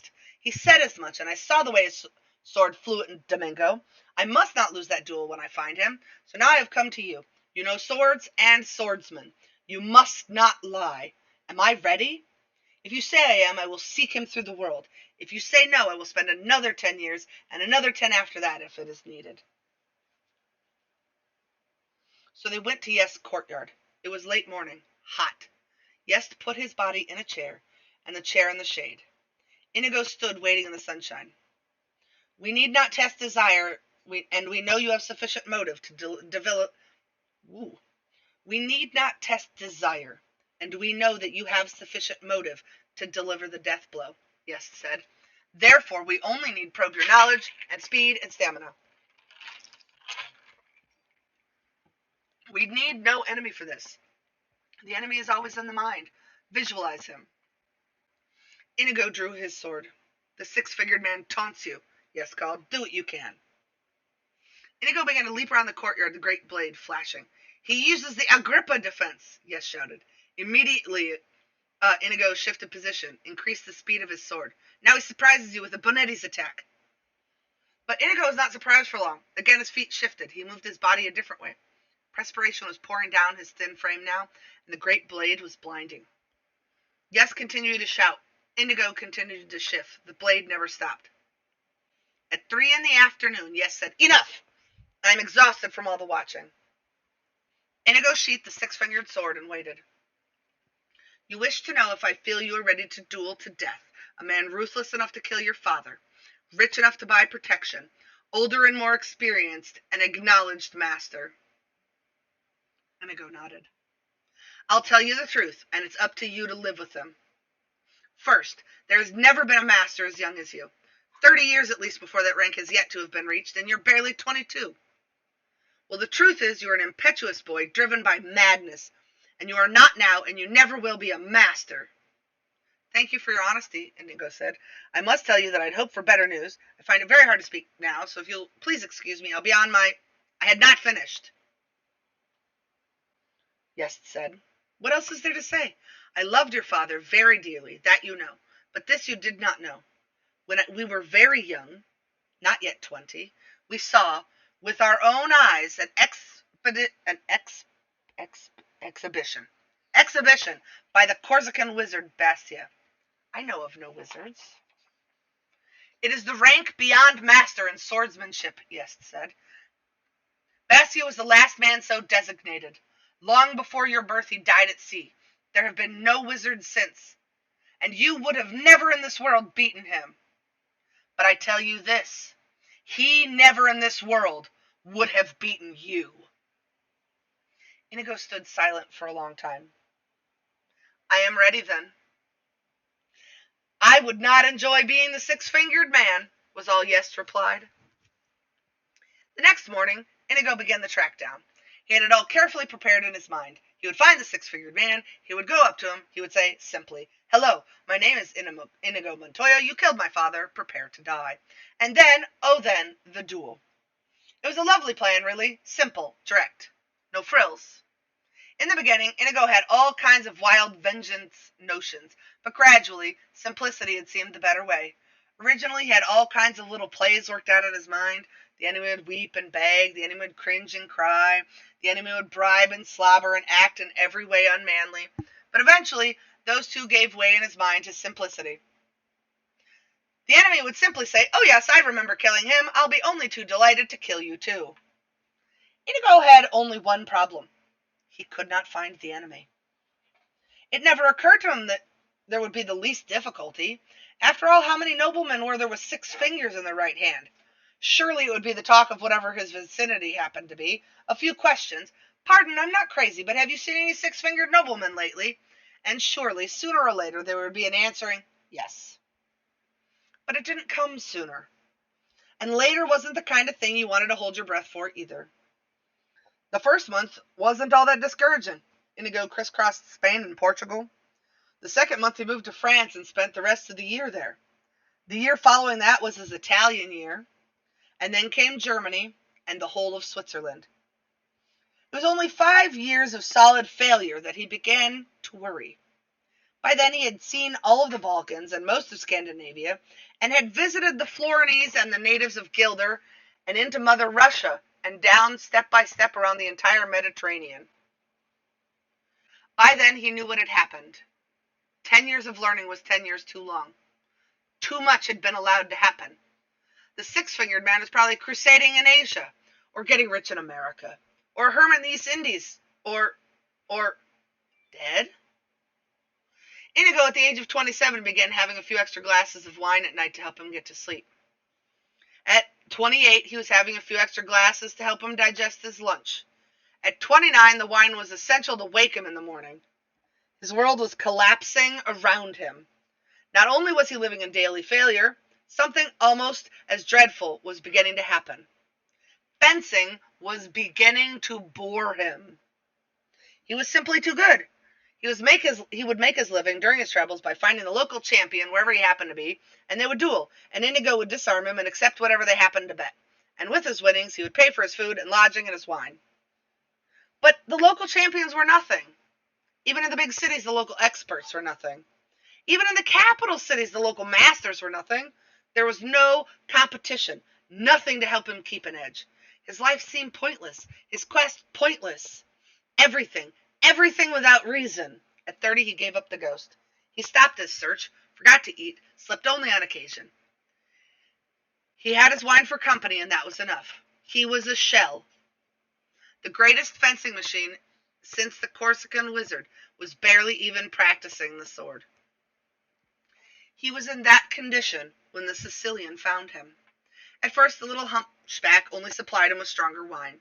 But then, through a combination of praise and nudging, the Sicilian began to get him off the bottle. Because the Sicilian had a dream. With his guile, plus the Turk's strength, plus the Spaniard's sword, they might become the most effective criminal organization in the civilized world. Which is precisely what they became. In dark places, their names whipped sharper than fear. Everyone had needs that were hard to fulfill. The Sicilian crowd, 2 as company and 3 a crowd, even then, became more and more famous and more rich. Nothing was beyond or beneath them. Inigo's blade was flashing again, more than ever like lightning. The Turk's strength grew more prestigious with the months. But the hunchback was the leader. There was never doubt. Without him, Inigo knew where he would be, on his back, begging wine, in some alley entrance. The Sicilian's word was not just law, it was gospel. So, when he said, "Kill the man in black," all other possibilities ceased to exist. The man in black had to die. And then we'll get to the rest of this because I'll be taking a break here in a few minutes. And so I'll just turn on this and wave and chat with the air. So what we're currently reading is The Princess Bride. In The Princess Bride, the book, we've learned there are a fair number of changes or differences from the movies. For instance, eel-infested waters from the book are not the same in this book. In this book, it is sharks. Prince Humperdinck is described as barrel-chested, barrel-legged, barrel everything. He is a barrel of a man. And that is very, very simply just not how he is described in the movies. And by described, I mean you can visually see him. So they picked charisma, a different type of charisma for the movies. In the books, the prince's charisma is based on an intimidation score. It's a force of will, if you will. He's not a physically attractive man, it's just a force of will. But in the movies, he is a physically charismatic man. You know, cruel but charismatic emotionally. Like, people like him. He's a positive force, so he's pretty and has a force of will. But this guy is intimidate, and the one in the movies is persuade, if that makes sense. So, we have, here we go. We're going to continue on now that we've just done a little recap for anybody who's listening in. Here we go. Inigo paced the cliff's edge, fingers snapping. 50 feet below him now, the man in black still climbed. Inigo's impatience was beginning to bubble beyond control. He stared down at the slow progress. Find a crevice, jam in the hand. Find another crevice, jam in the other hand. 48 feet to go. Inigo slapped his sword handle, and his fingers snapping began to go faster. He examined the hooded climber, half hoping he would be six-fingered. But no, this one had the proper accompaniment of digits.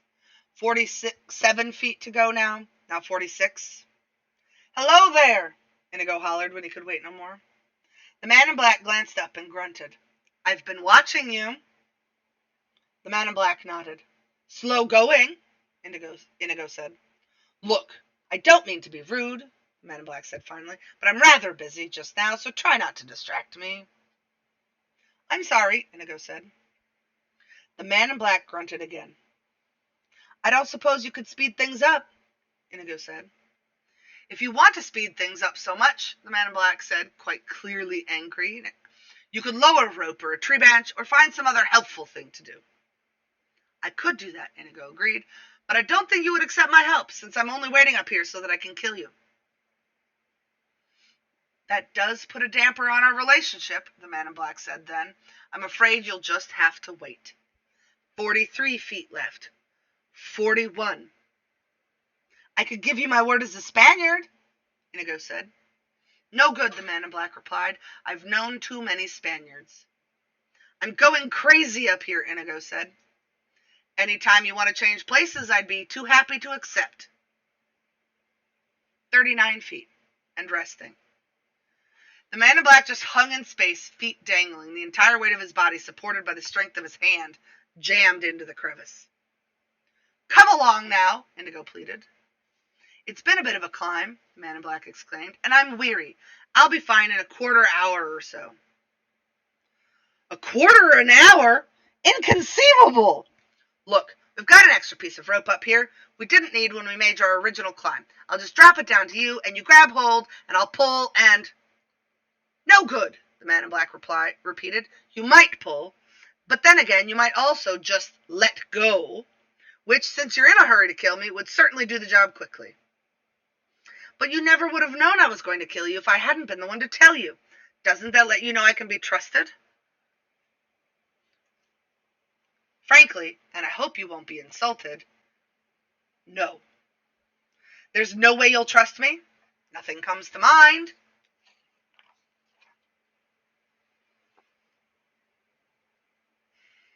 Suddenly, Inigo raised his right hand high.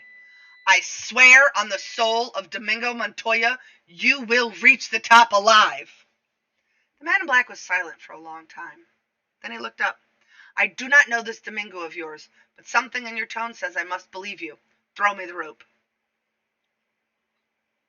Inigo quickly tied it around a rock and dropped it over. The man in black grabbed, hold, hung suspended alone in space. Inigo pulled. In a moment, the man in black was beside him. Thank you, the man in black said, and he sank down on the rock. Inigo sat alongside him. We'll wait until you're ready, he said. The man in black breathed deeply. Again, thank you. Why have you followed us? You carry baggage of much value. We have no intention of selling, Inigo said. That is your business. And yours? The man in black made no reply. Inigo stood and walked away, surveying the terrain over which they would battle. It was a splendid plateau, really filled with trees for dodging around and roots for tripping over and small rocks for losing your balance on and boulders for leaping off of if you could climb on them fast enough, and bathing everything, the entire spot, in moonlight. One could not ask for a more suitable testing ground for a duel, Inigo decided. It had everything, including the marvelous cliffs at one end, beyond which was the wonderful 1,000-foot drop. Always something to bear in mind when one is planning tactics. It was perfect. The place was perfect. Provided the man in black could fence. Really fence. Inigo did then what he always did before a duel. He took the great sword from its scabbard and touched the side of the blade to his face 2 times, once along one scar and once along the other. Then he examined the man in black. A fine sailor, yes. A mighty climber, no question. Courageous, without a doubt. But could he fence? Really fence? Please, Indigo thought, it has been so long since I've been tested. Let this man test me. Let him be a glorious swordsman. Let him both be quick and fast and smart and strong. Give him a matchless mind for tactics, a battleground the equal of mine. Please, please, it's been so long. Let him be a master. I have my breath back now, the man in black said from the rock. Thank you for allowing me my rest. We best get on with it then, Inigo replied. The man in black stood. You seem a decent fellow, Inigo said. I hate to kill you.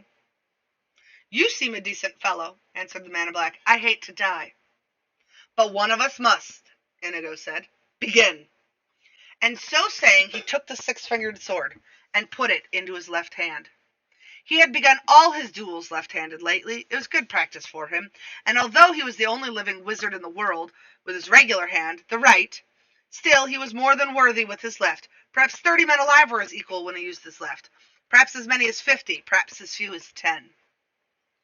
The man in black was also left-handed, and that warmed Inigo. It made things fairer. His weakness against the other man's strength. All to the good. They touched swords, and the man in black immediately began the Agrippa defense, which Inigo felt was sound considering the rocky terrain, for the Agrippa kept the feet stationary at first and made the chances of slipping minimal. Naturally, he countered with capo ferro, which surprised the man in black, but he defended well, quickly shifting out of the Agrippa and taking the attack himself, using the principles of Thibault. Inigo had to smile. No one had taken the attack against him in so long, and it was thrilling. He let the man in black advance, let him build up courage, retreating gracefully between some trees, and letting his Bonetti defense keep him safe from harm. Then his leg flicked, and he was behind the nearest tree, and the man in black had not expected it and was slow reacting. Inigo flashed immediately out from behind the tree, attacking himself now, and the man in black retreated, stumbled, got his balance, continued moving away. Inigo was impressed with the quickness of the balance return. Most men the size of the man in black would have gone down, or at least fallen to one hand. The man in black did neither. He simply quick-stepped, wrenched his body erect, and continued fighting. They were moving parallel to the cliffs now, and the trees were behind them mostly. The man in black was slowly being forced towards a group of large boulders, for Inigo was anxious to see how well he moved when quarters were close, when you could not thrust or parry with total freedom. He continued to force, and then the boulders were surrounding them. Inigo suddenly threw his body against a nearby rock, rebounded off it with stunning force, lunging with incredible speed. First blood was his. He had pinked the man in black, grazed him only along the left wrist. A scratch was all, but it was bleeding. Immediately, the man in black hurried his retreat, getting his position away from the boulders, getting out into the open of the plateau. Inigo followed, not bothering to try to check the other man's flight. There'd always be time for that later. Then the man in black launched his greatest assault. It came with no warning, and the speed and strength of it were terrifying. His blade flashed in the light again and again at first. Inigo was only too delighted to retreat. He was not entirely familiar with the style of attack. It was mostly McBone, but there were snatches of capo ferro thrown in, and he continued moving backwards while he concentrated on the enemy, figuring the best way to stop the assault. The man in black kept advancing, and Inigo was aware that behind him now he was coming closer and closer to the edge of the cliffs. But that could not have concerned him less. The important thing was to outthink the enemy, find his weakness, and let him have the moment of exultation. Suddenly, as the cliffs came ever nearer, Inigo realized the fault in the attack that was flashing at him. A simple Tybalt maneuver would destroy it entirely, but he didn't want to give it away so soon. Let the other man have a triumph a moment longer. Life allowed so few. The cliffs were very close behind him now. Inigo continued to retreat. The man in black continued advancing. Then Inigo countered with the Tybalt. And the man in black blocked it. He blocked it? Inigo repeated the Tybalt move, and again it didn't work. He switched to Capo Ferra. He tried Bonetti. He went to Fabris. In desperation, he began a move used only twice by Sanct. Nothing worse. Nothing worked. The man in black kept attacking. And the cliffs were almost there. Inigo never panicked, never came close, but he decided some things very quickly, because there was no time for long consultations. And what he decided was that although the man in black was slow in reacting to moves behind trees, and not much good at all amidst boulders when movement was restricted, yet out in the open where there was space he was a terror. A left-handed black-masked terror. You are the most excellent, he said. His rear foot was at the cliff edge. He could retreat no more. Thank you, the man in black replied. I have worked very hard to become so. You are better than I am, Inigo admitted. So it seems, but if that's true, why are you smiling? Because, Inigo answered, I know something that you don't know. And with that, we're going to pull a 1990s commercial break, and I'm going to eat something. We're going to take a quick break, get up, stretch, go to the washroom. We're going to take a quick break here. I'm going to eat something really fast. We'll be back in 7 minutes.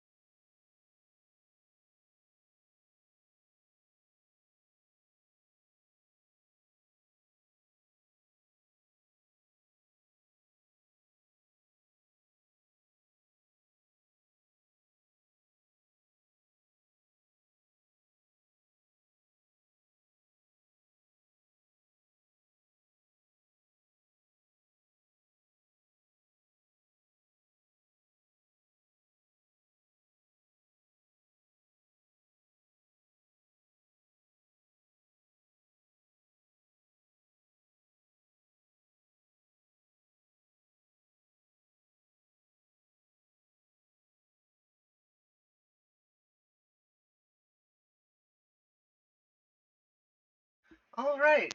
I return. We're gonna just boop a doop. Hello. I'm putting on my glasses. I had to take the splint off of my finger, so I have to put this back on because handling this big heavy book. I don't know if you can see this, but it's massive. Handling this big heavy book without my splint on is not great.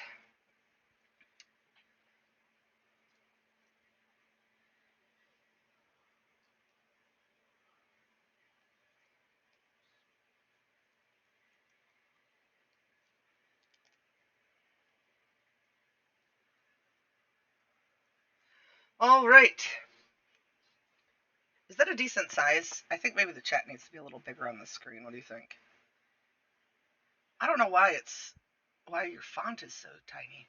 Is there a way to change that? Add a test message. Let's see.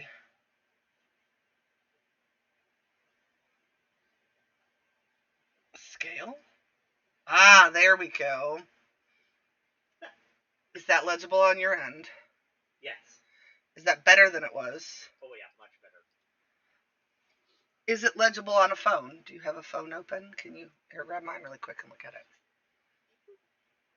I forgot that's wireless, so yeah, you can just pick it up. It's great. Do you think that is a here? Let me click a few more. Yeah, I can read it even on the phone. Okay. Would bigger be better, or is that a decent size? Like, should I go to like this, like that? Yeah, that's even better. I don't think there's any reason not to just put it on basically that whole. Well, I can do this, but not very many show up that way. It's massive on the PC. Oh yeah, no, it doesn't need to be that big. That's what I was saying. So there's. I feel like that's a reasonable size, right? Yeah, yeah. That's 150 scale. I can read it on the. I think I might still. I kind of like this. Is that legible on the phone as a blind person? I mean, you're not actually blind, but you have your glasses on. I know what you mean. Yeah. Yes, it is. Okay. I think that's probably fine then. I'm going to save this. Right. I'm gonna give that back to you. All the random test messages. They'll go away in 15 seconds. The random little test messages. Okay, so that's done there. We'll go back to reading. Here we go. We're in the middle of the fight. So Inigo, the last we knew, Inigo was, being very smug and very aware of himself and very happy with what's happening. And okay, 1 second. I'll be right back.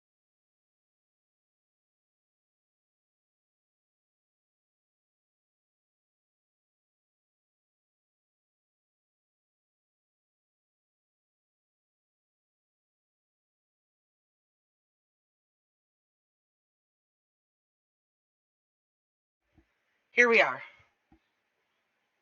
You are better than I am, Indigo admitted. So it seems, but if that is true, then why are you smiling? Because, Indigo answered, I know something that you don't know.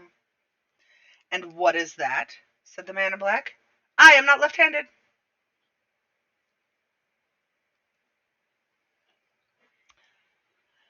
And with that words, he all but threw the six-fingered sword into his right hand, and the tide of the battle turned.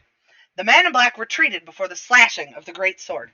He tried to sidestep, tried to parry, tried to somehow escape the doom that was now inevitable, but there was no way. He could block 50 thrusts. The 51st flipped through, and now his left arm was bleeding. He could thwart 30 riposts, but not the 31st, and now his shoulder bled. His wounds were not yet grave, but they kept on coming as they dodged across the stones. And then the man in black found himself amidst the trees, and that was bad for him. So he all but fled before Inigo's onslaught. And then he was in the open again, but Inigo kept coming. Nothing could stop him. And then the man in black was back among the boulders, and that was even worse for him than the trees. And he shouted out in frustration and practically ran to where there was open space again.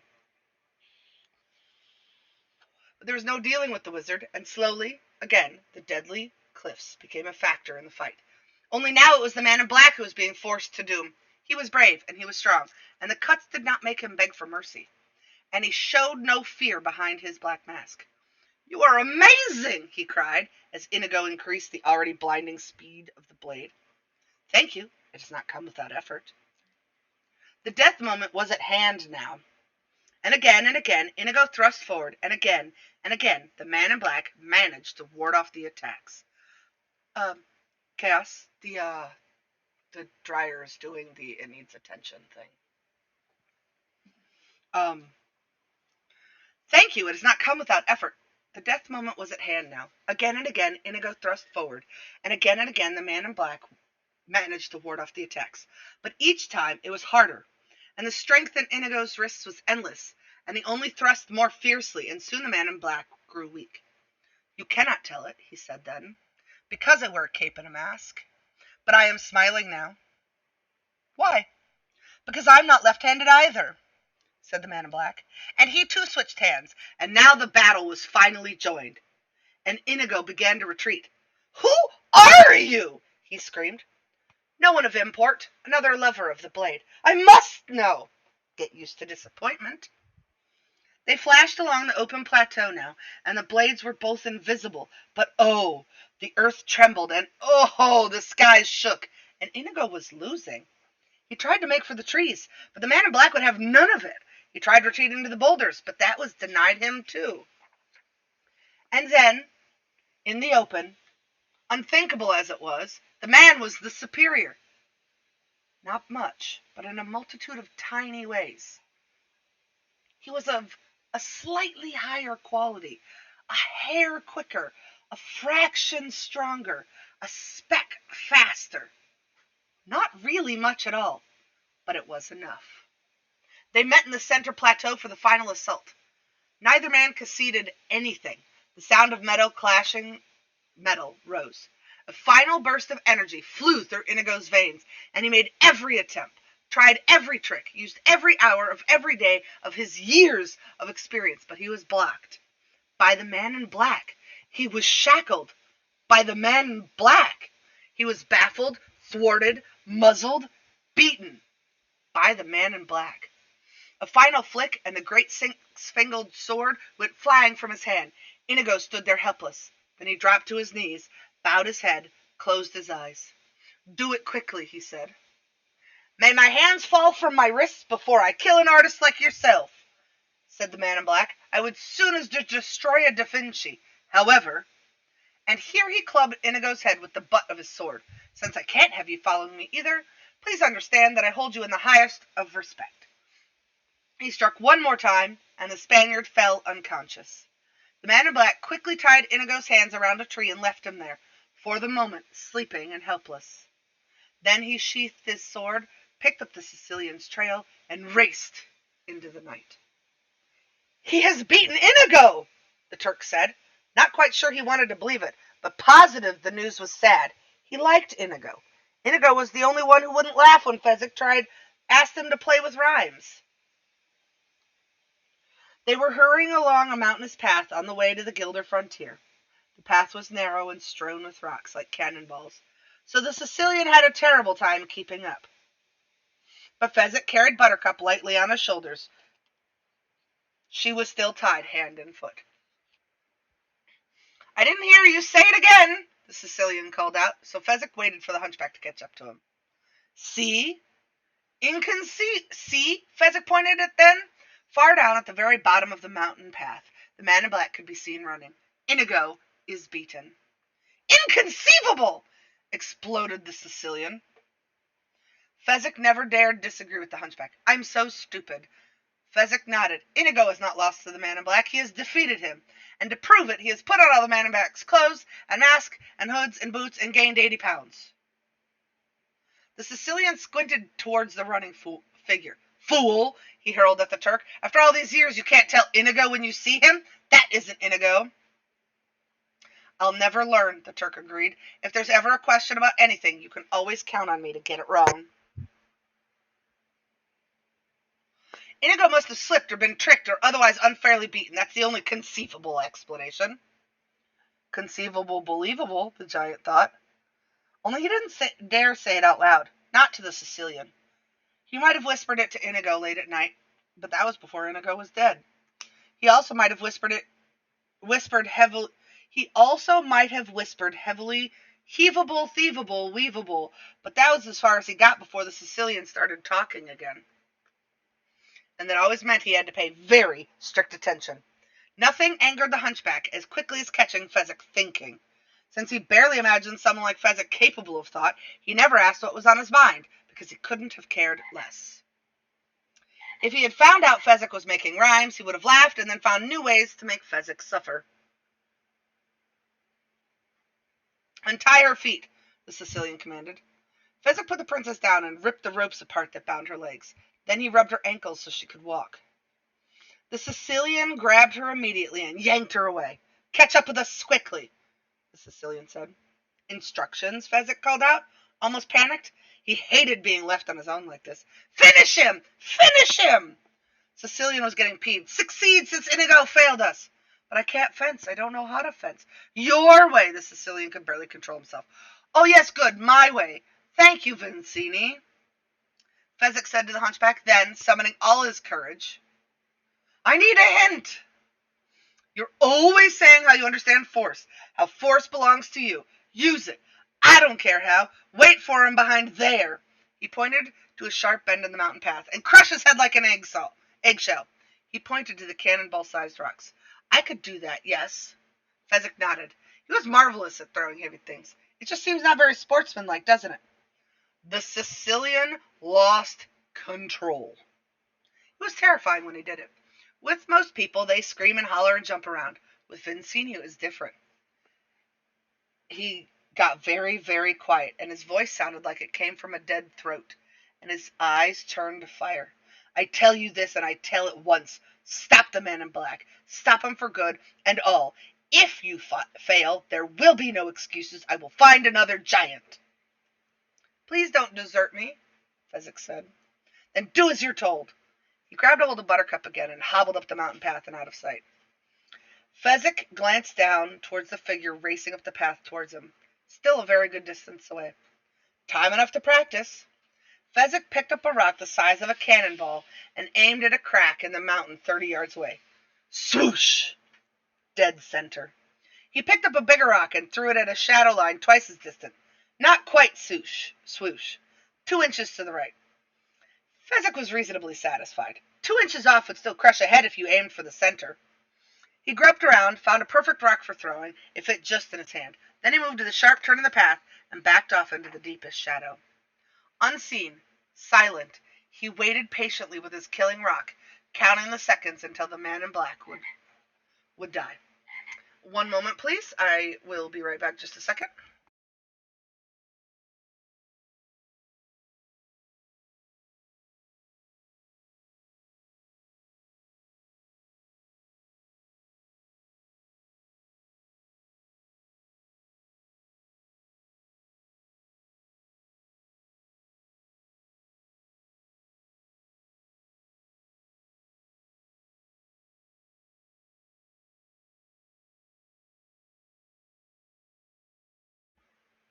All right, I'm giving my best friend a hard time because he said that he would be here, and he's obviously not. Let me see. Twitch.tv.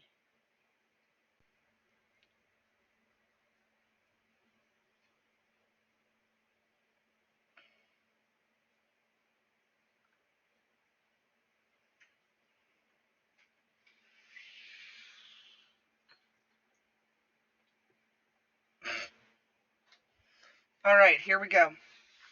This is a little side thing that I am currently doing. We are on Fezzik now. We're going to get a little bit of Fezzik's backstory, if that makes any sense. We did this earlier with Inigo, and we're going to do this now with Fezzik. Here we go. So, Turkish women are famous for the size of their babies. The only happy newborn ever to weigh over 24 pounds upon entrance was the product of a southern Turkish union. Turkish hospital records list a total of 11 children who weighed over 20 pounds at birth, and 95 more who weighed between 15 and 20. Now all 100 of these all of these 106 cherubs did what babies usually do at birth. They lost 3 or 4 ounces, and then they took the better part of a week before they got it back. More accurately, 105 of them lost weight just after they were born. Not Fezzik. His first afternoon, he gained a pound. Since he weighed but 15, and since his mother gave birth 2 weeks early, the doctors weren't unduly concerned. It's because you're 2 weeks too soon, they explained to Fezzik's mother. That explains it. Actually, of course, it didn't explain anything, but whenever doctors are confused about something, which is really more frequently than any of us would like to think about, they always snatch at something in the vicinity of the case and add, that explains it. If Fezzik's mother had come late, they would have said, well, you came late. That explains it. Or, well, it was raining during the delivery. This added weight, simply moisture. That explains it. A healthy baby doubles his birth weight in about 6 months and triples it in a year. When Fezzik was a year old, he weighed 85 pounds. He wasn't fat, understand. He looked like a perfectly normal, strong, 85-pound kid. Not all that normal, actually. He was pretty hairy for a 1-year-old. By the time he reached kindergarten, he was ready to shave. He was the size of a normal man by this time, and all the other children made his life miserable. At first, naturally, they were scared to death. Even then, Fezzik looked fierce. But once they found out he was chicken, well, they weren't about to let an opportunity like that get away. Bully, bully, they taunted Fezzik during morning yogurt break. I'm not, Fezzik would say out loud. To himself he would go, Wooly, Wooly. He would never dare to consider himself a poet, because he wasn't anything like that. He just loved rhymes. Anything you said out loud, he rhymed it inside. Sometimes the rhymes made sense. Sometimes they didn't. Fezzik never cared much about sense. All that ever mattered was the sound. Coward. Coward. I'm not. Then fight, one of them would say, and would swing all he had and hit Fezzik in the stomach, confident that all Fezzik would do is go, oof, and stand there, because he never hit back, no matter what you did to him. Oof. Another swing. Another. A good stiff punch to the kidneys, maybe. Maybe a kick in the knee. It would all go on like that until Fezzik would burst into tears and run away. One day at home, Fezzik's father called, come here. Fezzik always obeyed. Dry your tears, his mother said. 2 children had beaten him very badly just before. He did what he could to stop crying. Fezzik, this can't go on, his mother said. They must stop picking on you. Kicking on you. I don't mind so much, Fezzik said. Well, you should mind, his father said. He was a carpenter with big hands. Come on outside, I'm going to teach you how to fight. Please, I don't want... Obey your father. They trooped out to the backyard. Make a fist, his father said. Fezzik did his best. His father looked at his mother, then at the heavens. He can't even make a fist, his father said. He's trying. He's only 6. Don't be so hard on him. Fezzik's father cared for his son greatly, and he tried to keep his voice soft, so Fezzik wouldn't burst out crying.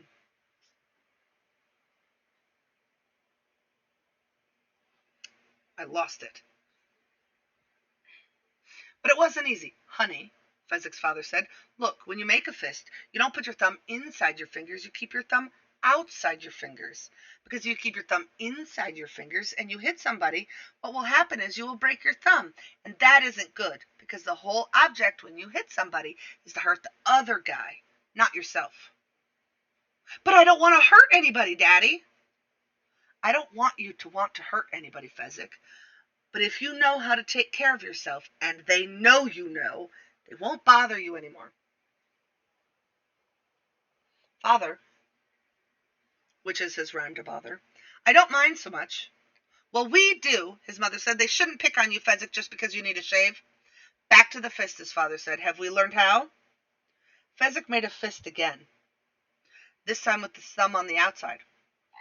He's a natural learner, his mother said. She cared for him as greatly as his father did.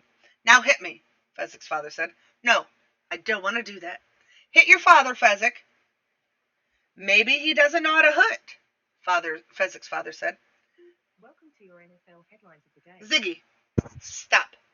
I'm sorry, my Alexa decided it wanted to talk. All right. Now, where was I? I hate it when things distract me. It makes it much, much more difficult to figure out where the heck I was. Let's see. You want to hurt the other guy, not yourself. Blurt, hurt, blurt. I don't want to hurt anybody, Daddy. I don't want you to want to hurt anybody. They won't bother you anymore, Father. I don't mind. Well, we do. They shouldn't pick on you, Fezzik, just because you need to shave, said Mother. Back to the fist, his father said. Have we learned how? Fezzik made a fist again, this time with his thumb on the outside. He's a natural learner, his mother said. She cared for him as greatly as his father did. Now hit me, Fezzik's father said. No, I don't want to do that. Hit your father, Fezzik. Maybe he doesn't know how to hit, Fezzik's father said. Maybe not, Fezzik's mother shook her head sadly. Watch, honey, Fezzik's father said. See? Simple. You just make a fist like you already know, and then you pull back your arm a little and aim for you want it to land, and then let go. Show your father what a natural learner you are, Fezzik's mother said. Make a punch. Hit him a good one. Fezzik made a punch towards his father's arm. Fezzik's father stared at the heavens in frustration. He came close to your arm, Fezzik's mother said quickly before her son's face could cloud. That was very good for a start, Fezzik. Tell him what a good start he made, she said to her husband. It was the right general direction, Fezzik's father managed. If only I'd been standing 1 yard further west, it would have been perfect. I'm very tired, Fezzik said. When you learn so much so fast, you get tired. I do anyway. May I please be excused? Not yet, Fezzik's mother said. Honey, please hit me. Really hit me. Try. You're a smart boy. Hit me a good one, Fezzik's father begged. Tomorrow, Daddy, I promise. Tears began to form. Crying's not going to work, Fezzik, his father exploded. It's not going to work on me, and it's not going to work on your mother. You're going to do what I say, and what I say is you're going to hit me. If it takes all night, we're going to stand right here. And if it takes all week, we're going to stand right here. And if it... Splat! This was before emergency wards, and that was too bad, at least for Fezzik's father, because there was no place to take him after Fezzik's punch landed, except to his own bed, where he remained with his eyes shut for a day and a half, except for when the milkman came to fix his broken jaw. This was not before doctors, but in Turkey they hadn't got around to claiming the bone business yet. Milkmen were still in charge of bones. The logic being that milk was so good for bones, who would know more about broken bones than a milkman? When Fezzik's father was able to open his eyes, as much as he wanted, they had a family talk, the three of them. You're very strong, Fezzik. Actually, that's not strictly true. What his father meant was, you're very strong, Fezzik. But what came out was more like zzz. Ever since the milkman had wired his jaws together, all he could manage was the letter Z. But he had a very expressive face. Oh, thank you so much for the follow exposure. We're reading The Princess Bride, and we're currently learning about the backstory of Fezzik. And in about 26 minutes, we'll be switching to a game called RimWorld, where I'll be able to chat a little bit more than what I'm currently doing. All right. Here we go. You're very strong, Fezzik. I thought I was, Fezzik answered. Last year I hit a tree once when I was very mad. I knocked it down. It was a small tree, but still I figured out that had to mean something. Zzz, zzz, zzz, zzz. He says he's giving up on being a carpenter, Fezzik. Oh no, Fezzik said. You'll be all well soon, Daddy. The milkman practically promised me. Zzz, zzz, zzz, zzz, zzz. He wants to give up being a carpenter, Fezzik. But what will he do? Fezzik's mother answered this one herself. She and her husband had been up half the night agreeing on the decision. He's going to be your manager, Fezzik. Fighting is the national sport of Turkey. We're all going to be rich and famous. But Mommy, Daddy, I don't like fighting. Now bear in mind this child is like 6 or 10 or something. He's very young, but he's massive. Fezzik's father reached out and gently patted his son's knees. Zzz, zzz, zzz, zzz, zzz. It's going to be wonderful, his mother translated. Fezzik only burst into tears. They had his first professional match in the village of Sendiki on a steaming hot Sunday. Fezzik's parents had a terrible time getting him into the ring. They were absolutely confident of victory because they had worked very hard. They had taught Fezzik for 3 solid years before they had mutually agreed that he was ready. So that puts Fezzik at 9 to 12 years old, and he's starting a fighting career. Fezzik's father handled tactics and ring strategy, while his mother was more in charge of diet and training, and they had never been happier. Fezzik had never been more miserable. He was scared and frightened and terrified, all rolled into one. No matter how they reassured him, he refused to enter the arena, because he knew something. Even though outside he looked 20, and his mustache was already coming along nicely, inside he was still this 9-year-old who liked rhyming things. No, he said, I won't. I won't, and you can't make me. After all, we've slaved for all these 3 years, his father said. His jaw was almost as good as new. He'll hurt me, Fezzik said. Life is pain, his mother said. Anybody that says different is selling something.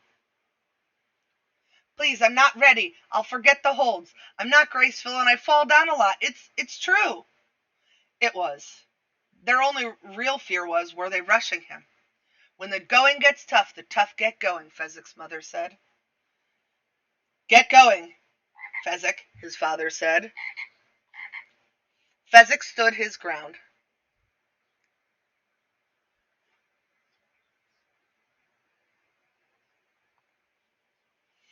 Listen, we're not going to threaten you, Fezzik's parents said, more or less together. We all care for each other too much to pull any of that stuff. If you don't want to fight, nobody's going to force you. We'll just leave you alone forever. Fezzik's picture of hell was being alone forever.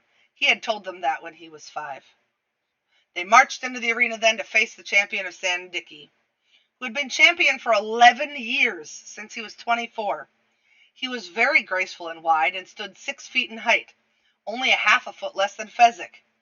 Fezzik didn't stand a chance. He was too clumsy. He kept falling down or getting his holds on backwards, so they weren't holds at all. The champion of Sandiki toyed with him.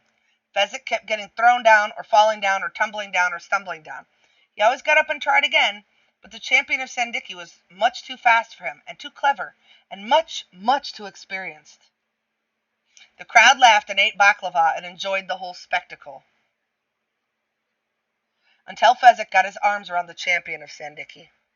The crowd grew very quiet then. Fezzik lifted him up. No noise. Fezzik squeezed and squeezed. That's enough now, Fezzik's father said. Fezzik laid the other man down. Thank you, he said. You are a wonderful fighter, and I was lucky. The ex-champion of Sandiki kind of grunted. Raise your hands, you're the winner, his mother reminded. Fezzik stood there in the middle of the ring with his hands raised. Boo, said the crowd. Animal, ape, gorilla, boo! They did not linger long in Sandiki. As a matter of fact, it wasn't safe for them to linger on anywhere. They fought the champion of Isper. Boo! The champion of Simel. Boo! They fought in Bolu. They fought in Zayel. Boo! I don't care what anybody says, Fezzik's mother told him one winter afternoon. You're my son, and you're wonderful. It was gray and dark, and they were hot-footing it out of Constantinople just as fast as they could, because Fezzik had just demolished their champion before most of the crowd was even seated. I'm not wonderful, Fezzik said. They've right to insult me. I'm too big. Whenever I fight, it looks like I'm picking on somebody. Maybe, Fezzik's father began a little hesitantly. Maybe, Fezzik, if you just possibly sort of lose a few fights, they might yell at us so much. His mother whirled on her husband. The boy is 11 and you already want him to throw fights? Nothing like that, no. Don't get all excited. But maybe if he'd even look like he was suffering a little, they'd let up on us. I'm suffering, Fezzik said. He was. Let it show a little more. I'll try, Daddy. That's a good boy.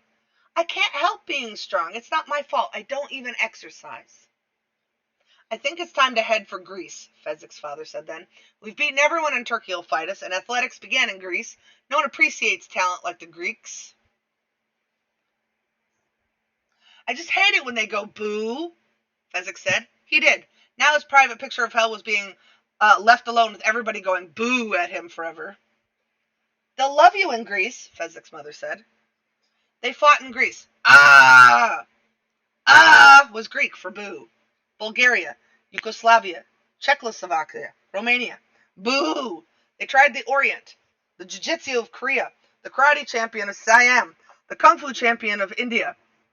See the note on ARG, which is to say, it means boo.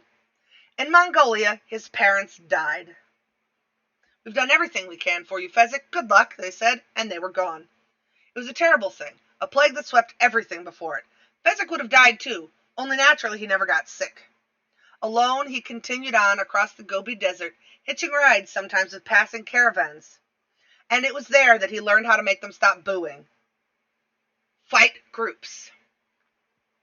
It all began in a caravan on the Gobi when the caravan head said, I'll bet my camel drivers can take you. There were only 3 of them, so Fezzik said, fine. He'd try. And he did, and he won, naturally. And everybody seemed happy. Fezzik was thrilled. He never fought just one person again if it was possible. For a while he traveled from place to place, battling gangs for local charities.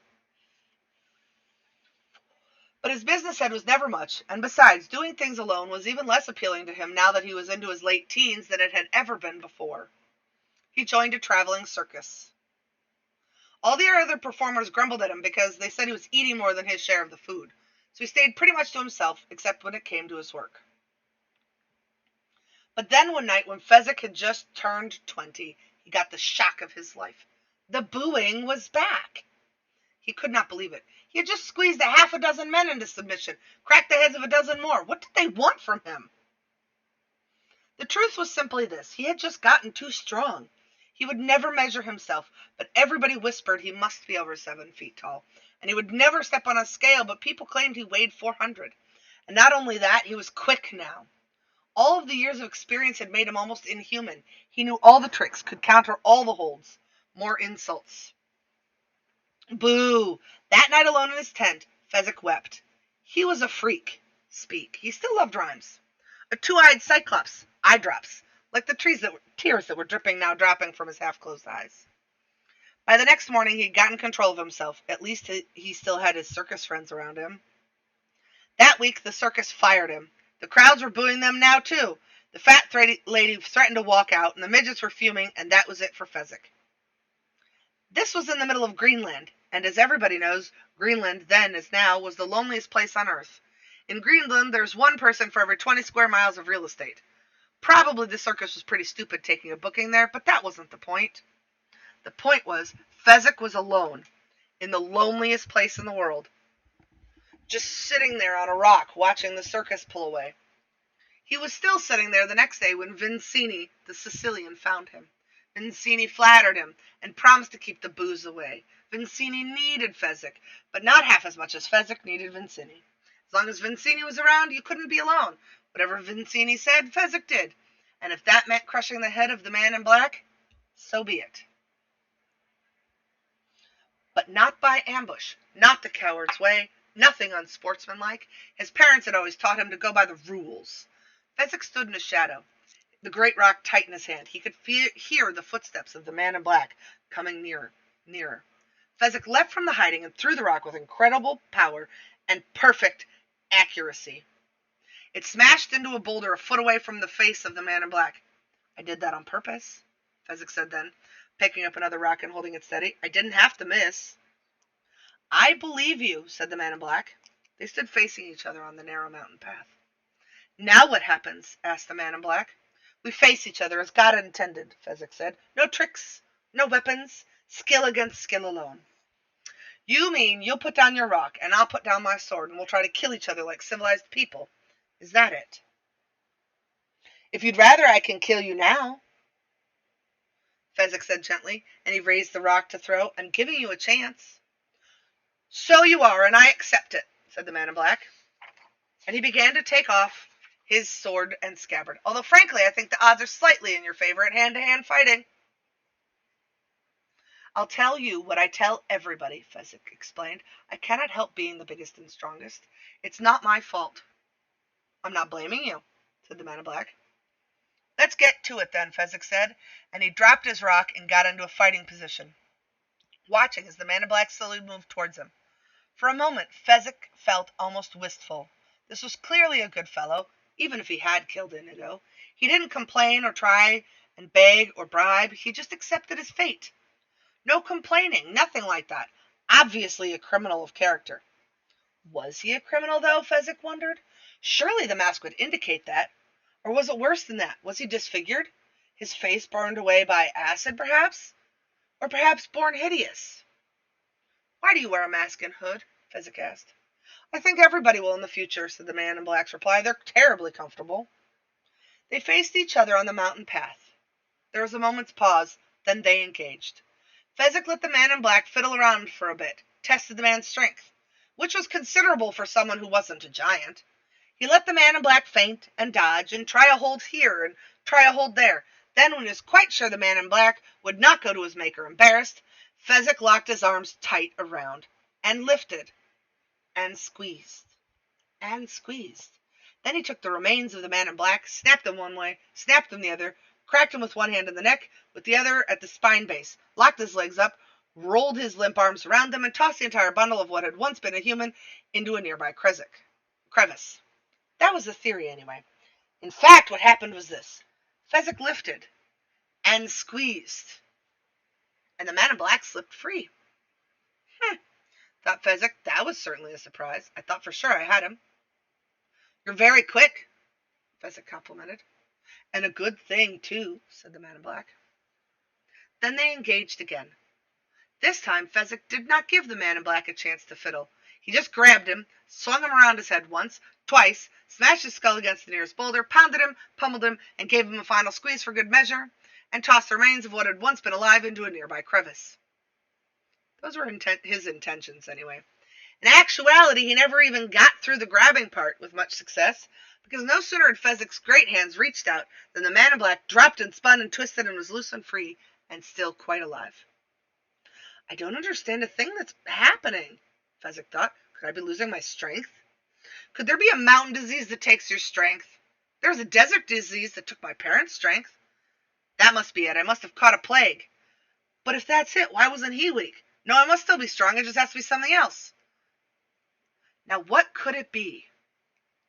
Suddenly he knew. He had not fought against one man in so long. He had all but forgotten how. He'd been fighting groups and gangs and bunches for so many years that the idea of having but a single opponent was slow in making itself known to him, because you fought them entirely different.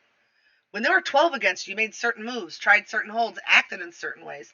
When there was but one, you had to completely readjust yourself. Quickly now, Fezzik went back through time. How had he fought the champion of Sandiki?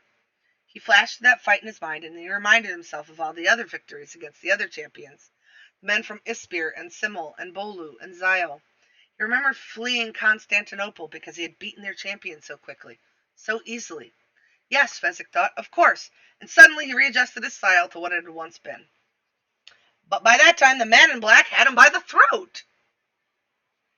The man in black was riding him, like piggyback style, and his arms were locked across Fezzik's windpipe, one in the front and one behind.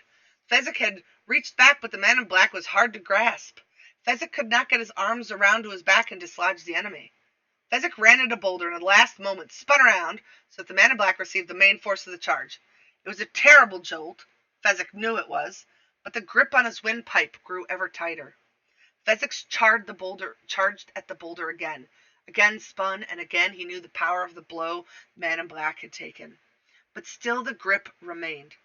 Fezzik clawed at the man in black's arms. He pounded his giant fists into them.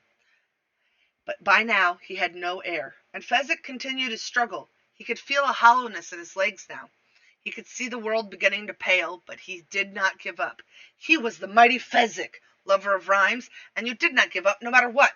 Now the hollowness was in his arms, and the world was snowing. Fezzik went to his knees.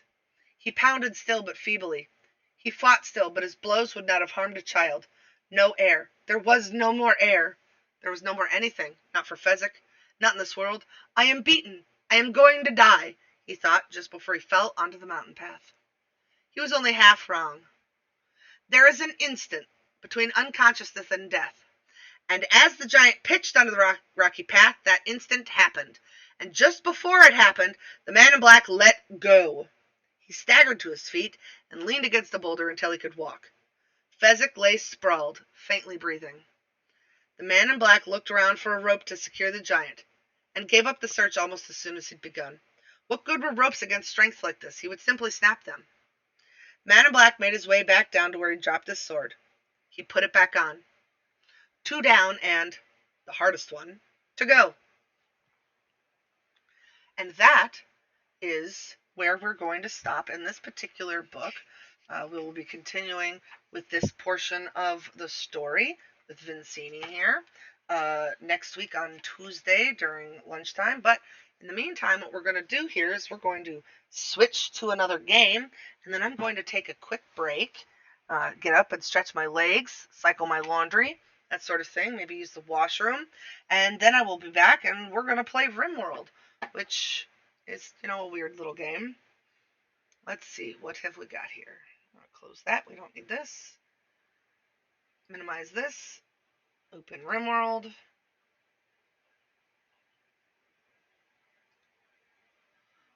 Switch to the gameplay.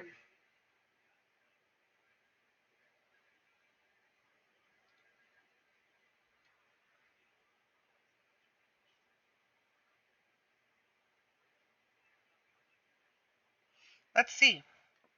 Does it capture? There we go. Good job, Twitch. Very proud of you. You figured out what we were doing. And this is RimWorld here. This is the game we will be playing. I look forward to getting to explain it to those of you that have never heard of this game. And also, exposure. Thank you for coming by. It is nice to not be talking to myself. When you are streaming and you are talking to yourself, it is a little sad. I also told our mutual bestie to stop by, but he has not said anything, so I do not know if he is here.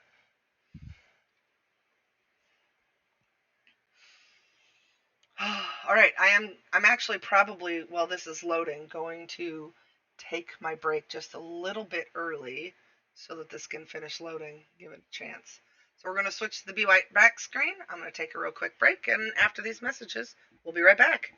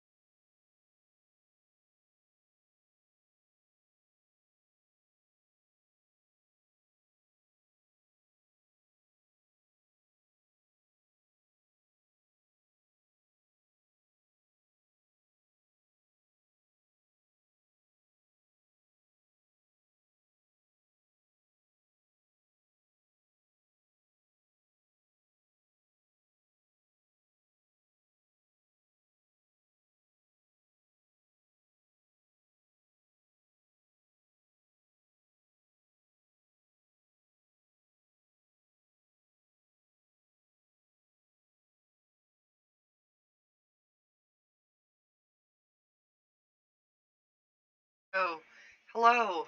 This is chatting. How are you? Good to see you. Well, I guess you get to see me. It's my broken finger. Go me. Um, this is this is what I have going. At some point, it'll get more complicated. This is the second time I've officially ever streamed. I streamed yesterday during the day, and today I'll be on. So Tuesdays I'll be streaming during the day, and Wednesdays I'll be streaming in the evening.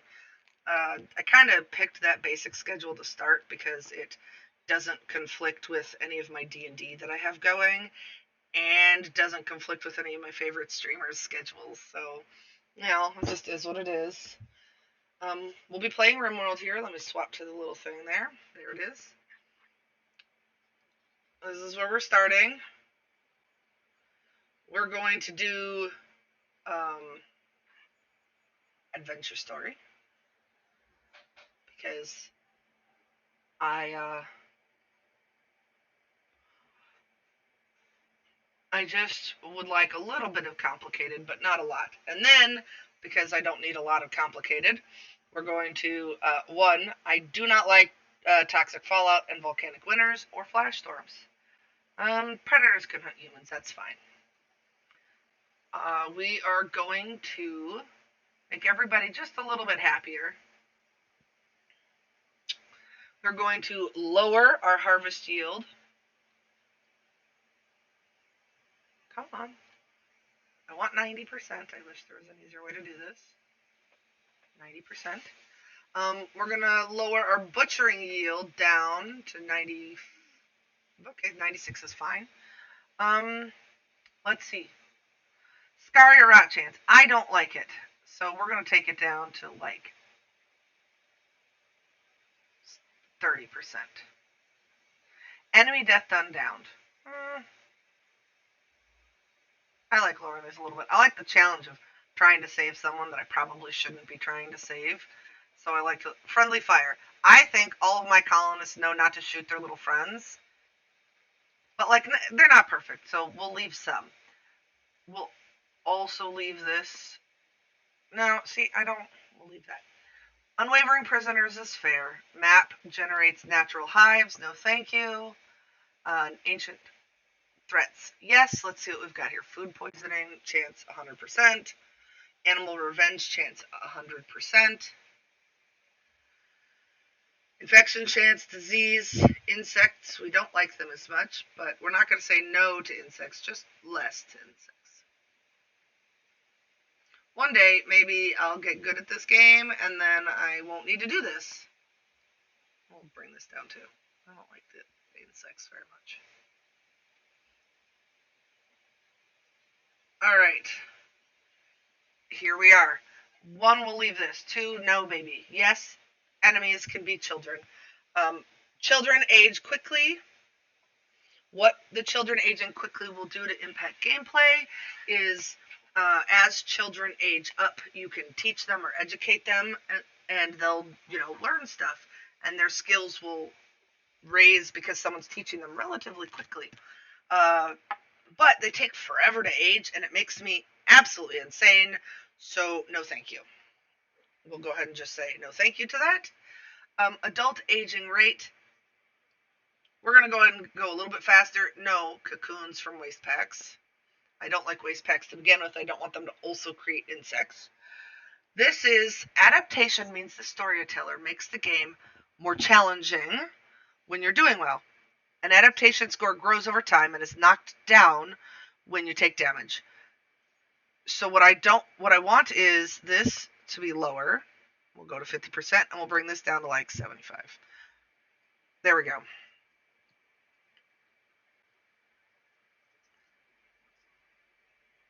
All right. Reload anytime.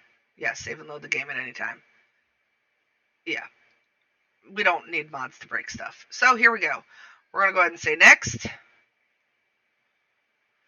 I just don't like mechs. We're going to get rid of mechs. And what we will do instead is add a pirate gang. Pirate gangs have baseliners, dirt moles, hussars, wasters, pigskins, Neanderthals, impids, genies, and Yidikins.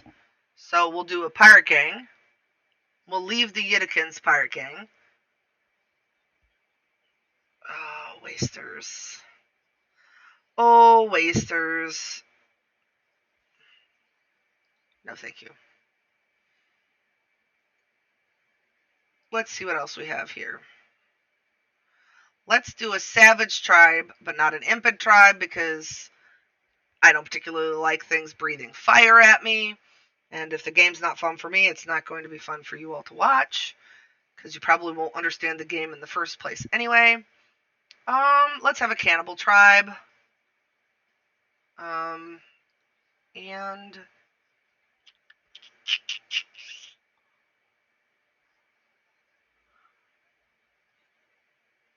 a rough Outlander union. Let's do that. Alright. Disabling mechanoid hive. Yes, I know. Mechanoids. Blah, blah, blah. Cave systems. Mountains. Population. Overall temperature.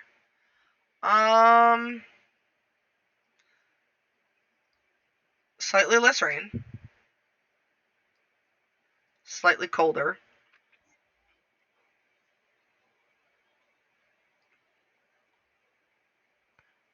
More mountains. And a smidgen more cave systems. That looks good. Alright, let's go ahead and generate this. The next thing we're going to have to do is build some people. Most people just take them randomly or do whatever they want. I'm terrible at this game, so I build them. If you would like to have your little person, if you'd like to have a person named after you, so you can watch them brutally die on this RimWorld, let me know, and I'll give some of the colonists a nickname with your name, so you can watch them brutally die. Because this is what RimWorld is like. Why did I do that? Let's go forward again. Now I have to wait. Oh, escape button. Oh, chaos. We're gonna have to figure out mods, like for in the chat, so that we can do things like, you know, tell people what mods I have installed and that sort of thing. Let's see. Where do we want to live? We want to live somewhere that is growing. This is the temperate forest. Limestone and slate. This is, you know what we're going to do? We're going to search for a landform nearby because it's lots of fun. We're going to look for something that has, I can never remember. Anyone in chat, do you all happen to remember what it's like? Ooh, is a valley what I want? Oh, that's impassable. That's not going to work. We won't be able to go anywhere or do anything. I guess I don't want a secluded valley. I guess I just want a regular valley. Alright, this is a mountainous with a dirt path. It has slate, granite, and sandstone. It's a temperate forest. There's year-round growing. So from 12 Celsius to 20 Celsius is the temperature on average. So it's not going to be hot, but it's also not going to be cold. That's how many millimeters of rainfall we can expect. There'll be berries. There'll be animals that can graze. This is how much pollution we have, how much nearby pollution. What is this? Where did I lost it? I think this is it. This is a valley with caves. Yep, this is it. So I think this is just what we're going to do. We're just going to accept it. Boop. All right. This is the section of the game where you determine what your colony's religion is going to be like. So you kind of look at this and you figure, what kind of person do you want? There's all these, like, I have some mods that add stuff that have all these cool, like, things. Ecological fascists. Spare absolutely no one who dares pollute or otherwise taint Mother Nature's soil with their pathetic existence. May our frail bodies give way to nourish the trees that loom over us. Respect the planet we walk or perish at the behest of our seedster. Our seedseer. I'm gonna go ahead and say we don't want to do that because that is just not the way I like to play. So let's go ahead and we're gonna go ahead and pick a custom fixed ideology. So the ideology is if your followers believe in this religion, then they will follow the tenets of that religion. So, like, if the tenets of the religion is it's cool to eat human meat because, someone attacked and tried to kill all your friends and you had to defend yourself, and so in order to not waste the body, you ate them, that's okay. You could set it up to do that sort of thing. So, let's see what we got. Create a custom fixed religion. Do. Do I have one that I already have saved? Oh, I do. Fascinating. Don't care. I don't hate this one. This has healthcare. This has trader. I think maybe we're going to remove healthcare because I find that their need for hospitals is a bit much. Let's see. Fishing culture. Serene and therapeutic. Placid lakes and lapping shores are criminally. You know what? I don't think I picked a place that has water. So unless I decide I'm going to cheat in a lake or something, I think maybe instead of healthcare we'll do rancher. But we could also say have the high life or other such things. For now we're just going to pick rancher. These people do not particularly overly like growing plants to eat. They like animals. Elders, let's see. Elders are respected, elders are holy. What is this? Mood dictated by stars. The God Emperor. Our leader must be worshipped as a living God, a physical manifestation of our ideals. Ooh, no thanks.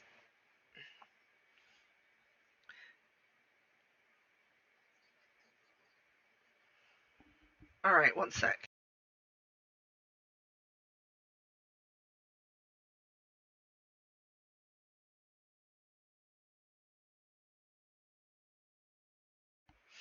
Okay, so we could do city builders. Our home should feature all the accommodations of a great city. Homes, workshops, and places of leisure should all be present and accessible by all.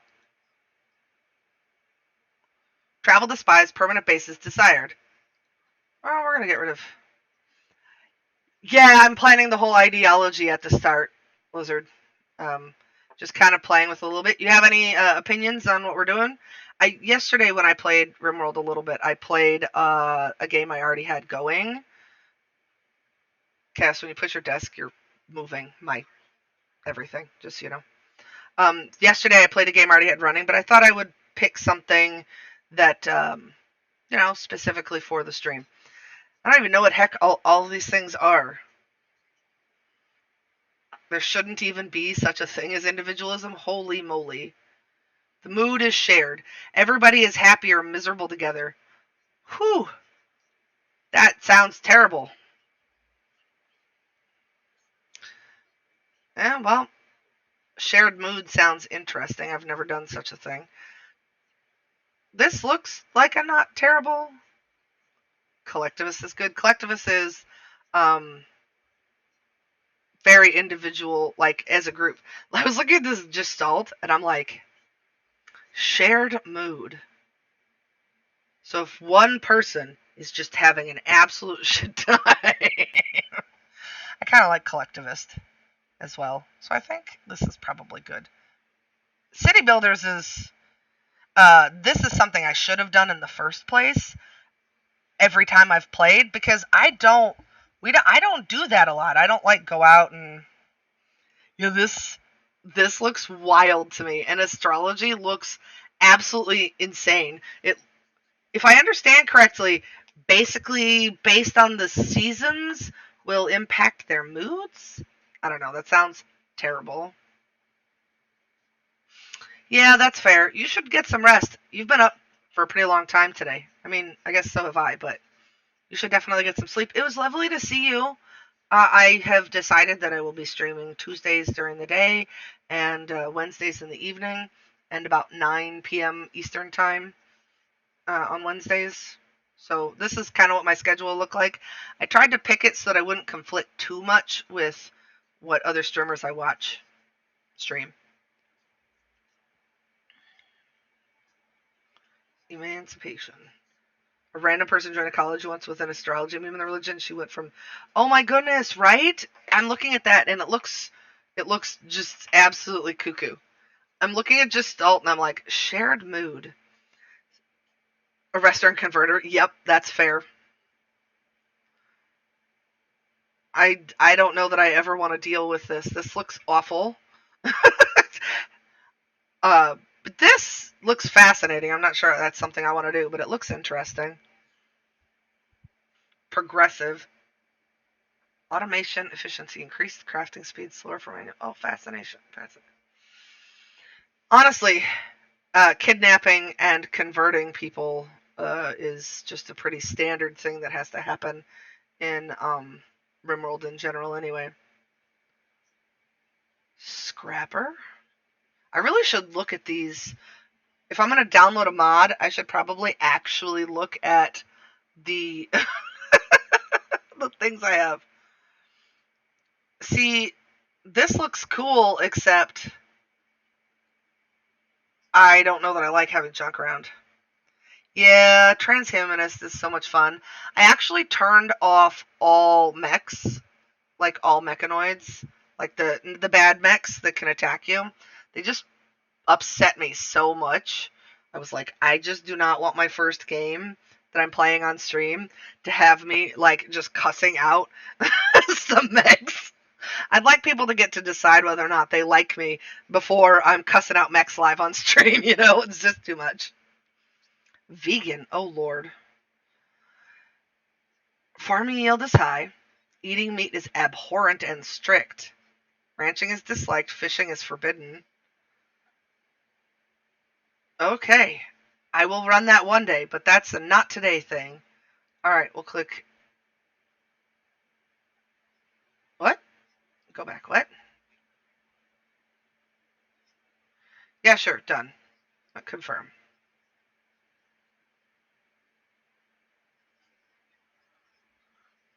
Alright, fantastic. Drug use prohibited. You can get all the way out of here. We're going to go ahead and medical and social. Oh, yeah? Like where you can get like extra, like you can choose to make the animals make babies or do other such things, because I really like the idea of rancher,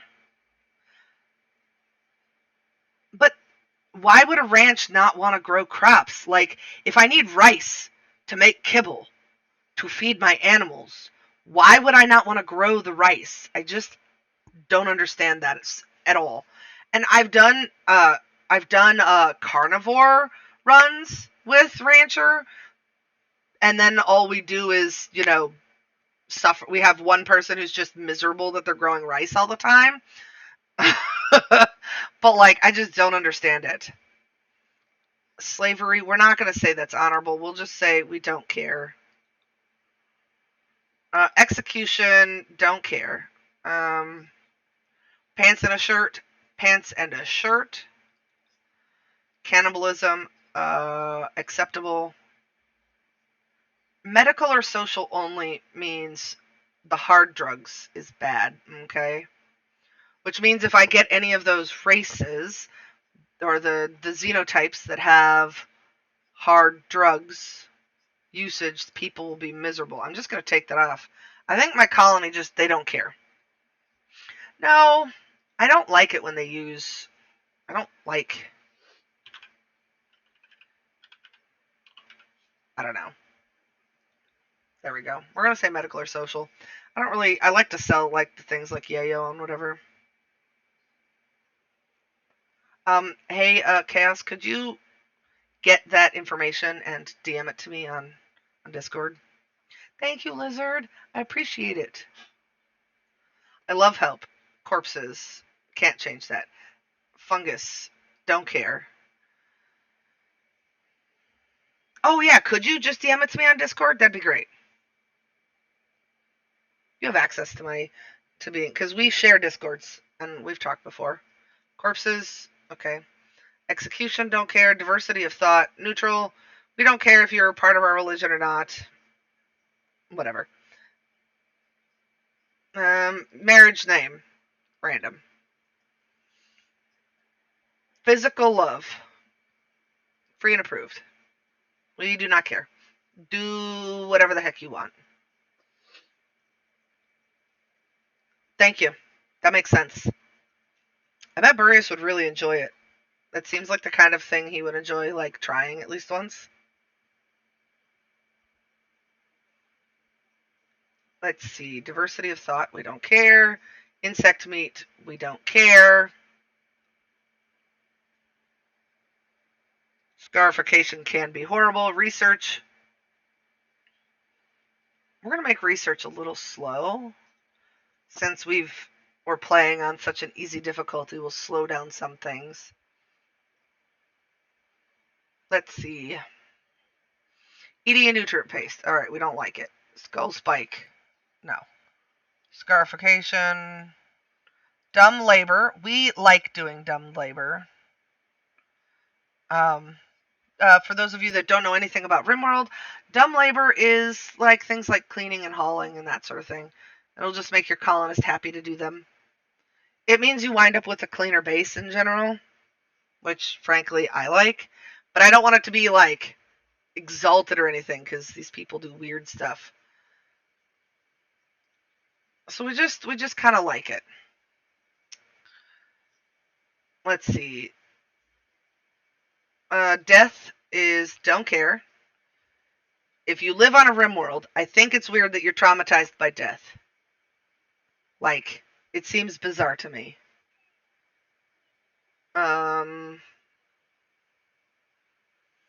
Fungus, we said we don't care. Illness, we don't care.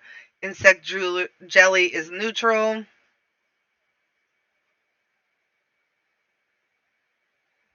Okay, but a cleaning zone would be great. I don't have very many.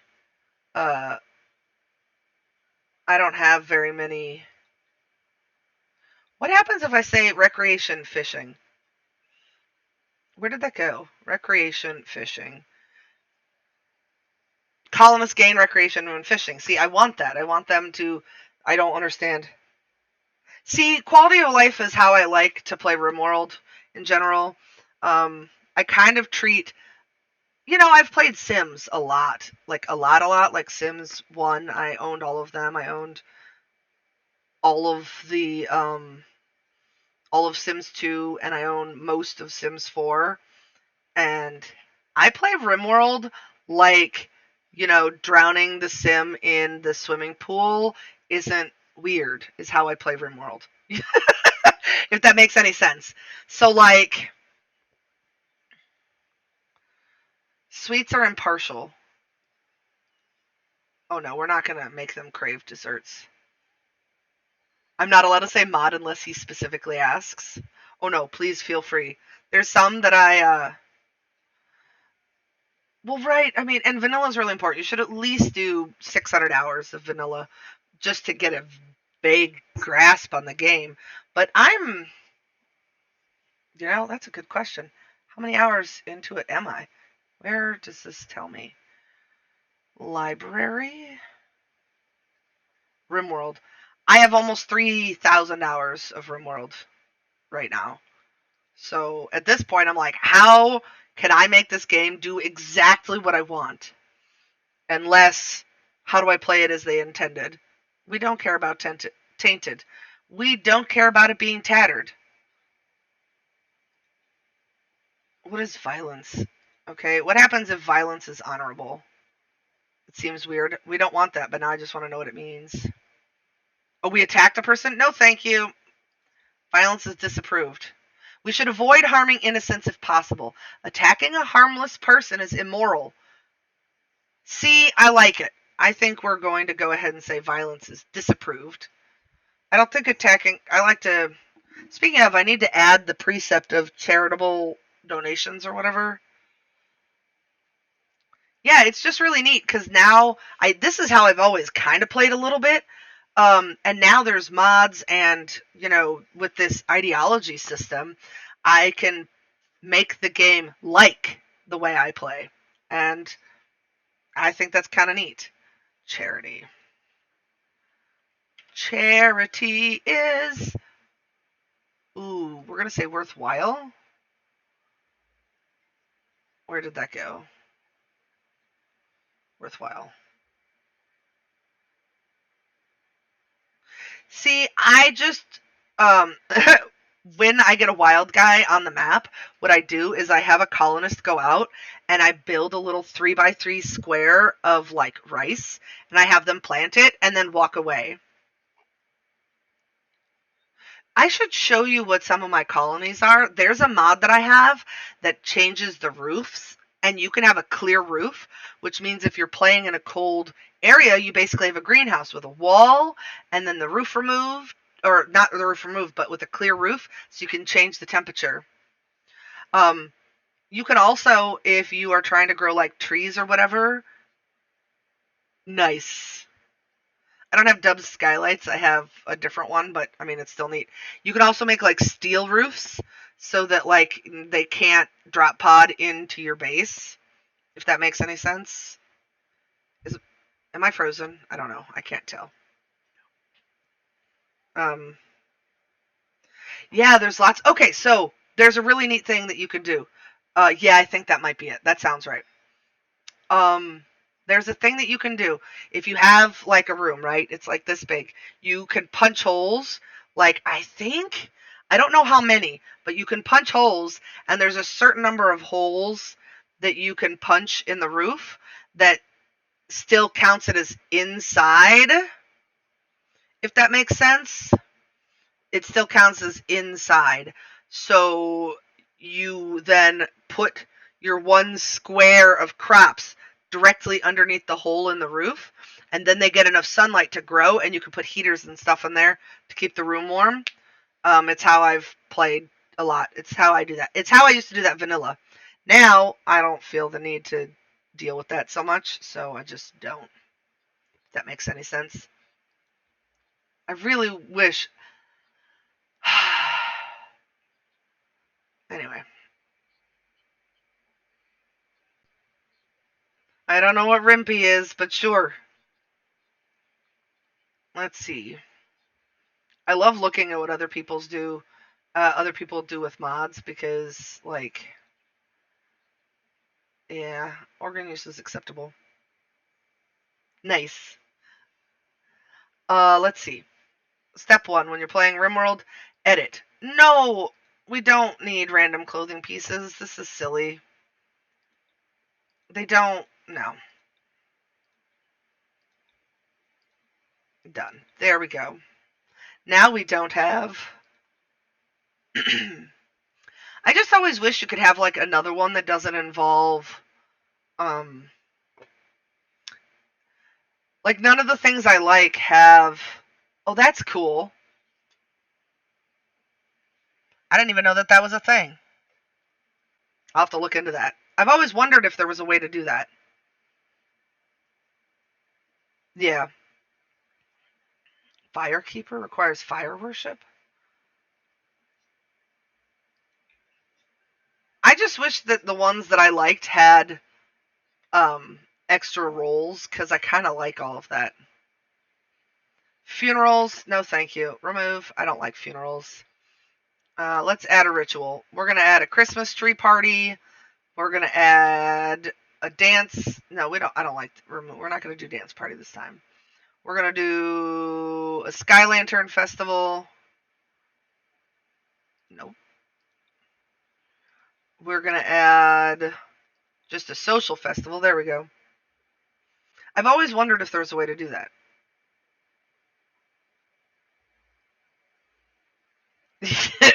Fair. But I always read every mod before I install them anyway to make sure they don't have any like listed specific. I think we'll also do symbol burning.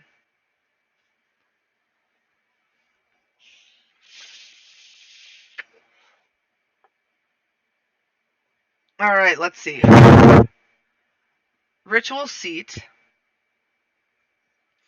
is a knee pillow The building is the mark of the family.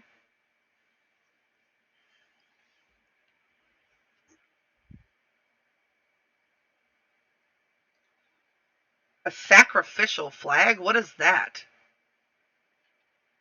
Oh, that's cool. I'm sorry, that's cool. We need to add the Christmas tree as we're having a Christmas tree party.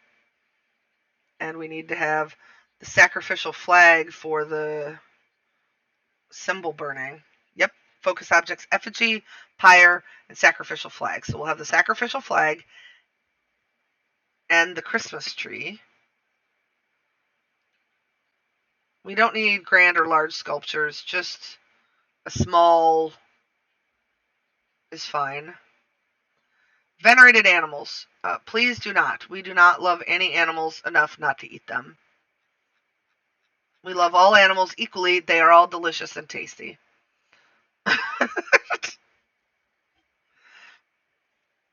Let's see. Preferred xenotypes.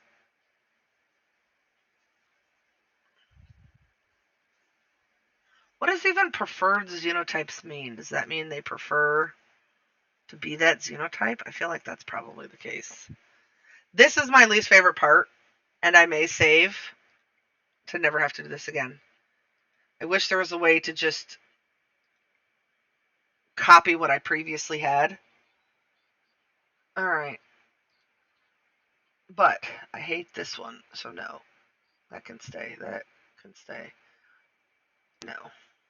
That can stay. That can stay. That can stay. That can stay.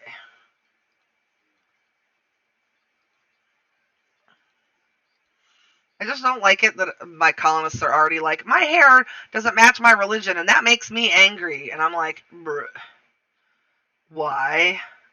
Leave it alone. At least everything will then be. Oh Lord, what are you? Bob, you can exist. Right? That's what I'm saying. This is. I have a few that I don't like, so that I remove, but for the most part, I just go, any hair type is fine. You can have, if it's on the list, you can have it. Cute, decent. I don't want that to be often. I don't like it as much. Frozen. Okay, whatever. Bowl cuts are terrible. I don't want to look at those. All of this can stay. Rural. What have we got? Brief ponytail. No, princess can stay. Not that one. All of that can stay.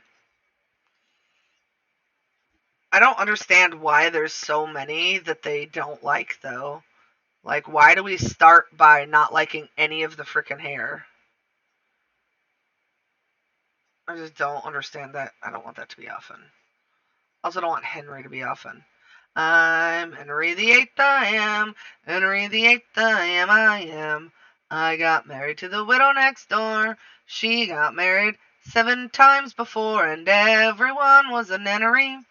And I'll stop doing that so that I don't get any, strikes for singing random things you're not supposed to sing or whatever the rules are that I don't know. So I'm not going to worry about it. I do like that song, though. It's a good song.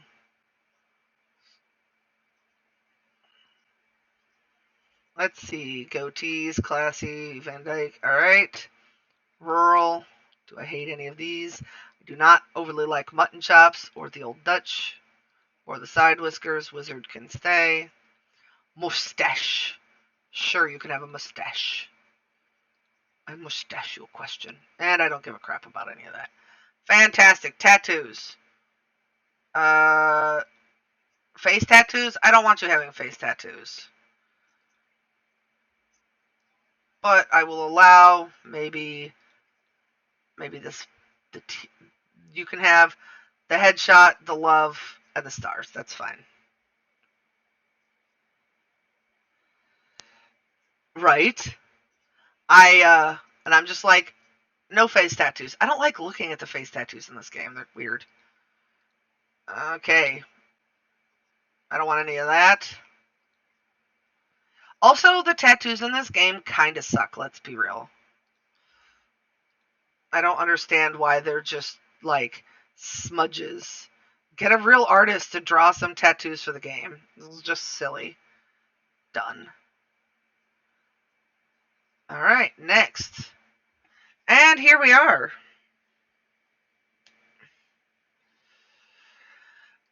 Now, before you fall asleep, Lizard, do you have a mod that either lets you edit the baseliner, or lets you say what the percentage of each race that exists is? So, like, let's say I want a whole world of altiplotters, for instance. If I want a whole world of altiplotters, is there a mod? Awesome. I was hoping you might know what the heck I was talking about. Because, like, I would love to have a little world where this is what all of the little people look like. All the little people are altiplotters. Look at them. Aren't they cute? Look at how cute the little altiplotters are. Doop. Look at that. They're so cute. They have little fuzzy tails. Xenotype editor. Load custom. Where did my altiplotter go? Load altiplotter. So they have a weakness to cold. They're very happy. They're slow runners. They're psychically dull. They're dead calm. They're kind. Caters. Yeah. I love this. It's a lot of fun. They have high libido. They're very fertile. They're attractive. Cat ears, human noses, human jaws. And that's it. They're little cat people. Your catters. Mine are altiplotters. Yeah, it's the same. And look at my little symbol here. A little cat. And this xenotype, they're kind. They want to do it all the time, and they're fertile. So they make like a billion babies.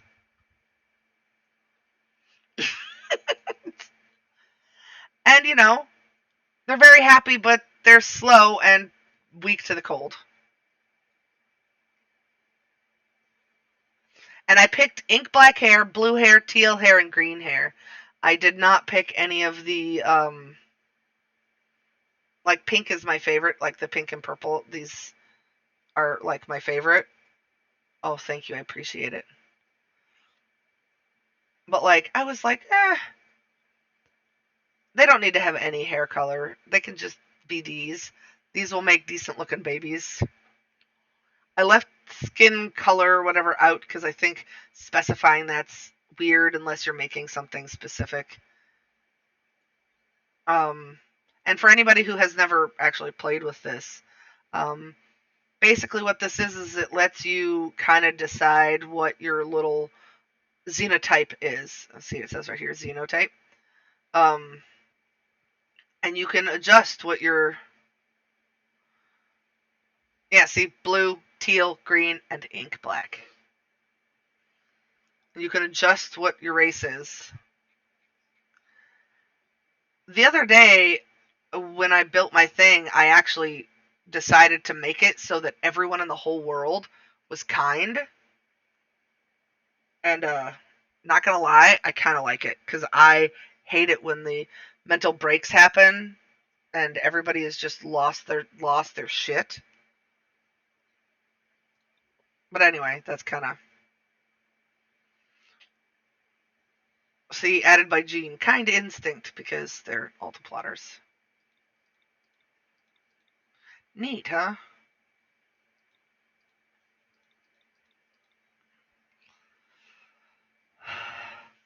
I absolutely hate the fact that character editor and prepare carefully are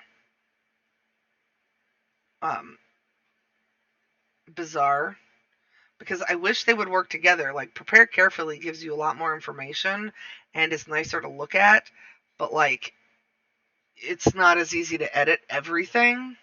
I don't know. They each have their pluses and minuses.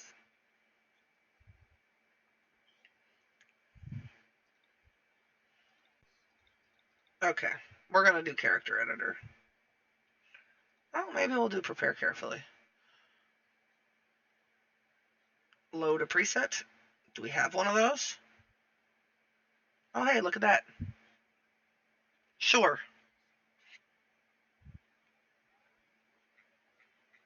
We don't need all of this, though. There's a lot going on here.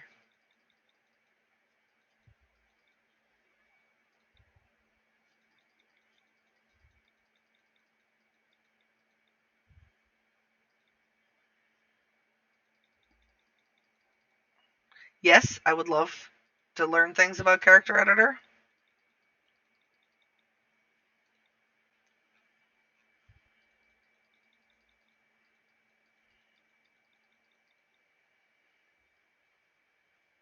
Yeah, over here. Like this? Oh, this is prepare carefully. I'll have to. I'm back? Sure. Character editor. Their inventory. You can change. If you expand this, you can change this. Hyperweave.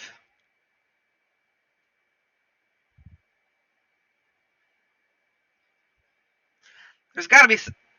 Oh, yeah. Isn't this cool? I learned this not that long ago. And look, I can give them a. It's a t shirt. Look, now we have a hedonist. So he's got like the full V neck going there.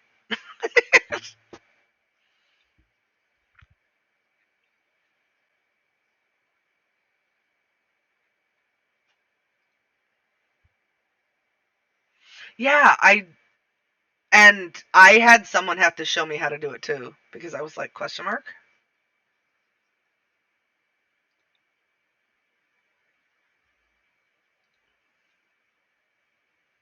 Oh my goodness. Look at that. That shirt is something else.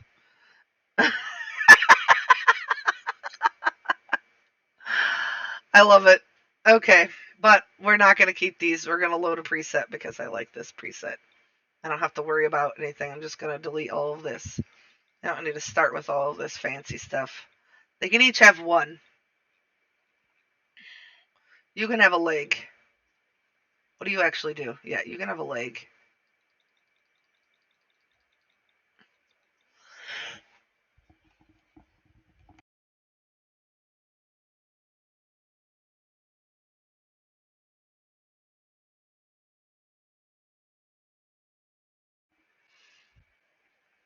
Well, Sari, you can.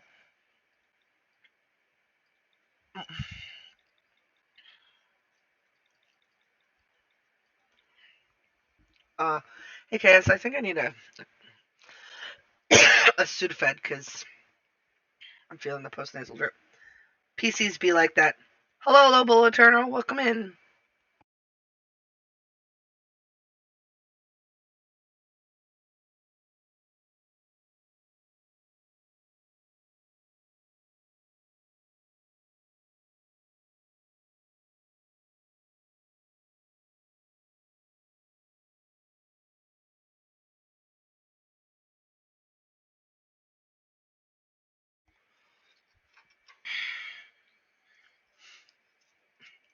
Lizard, this is Lobo. Lobo is my best friend IRL.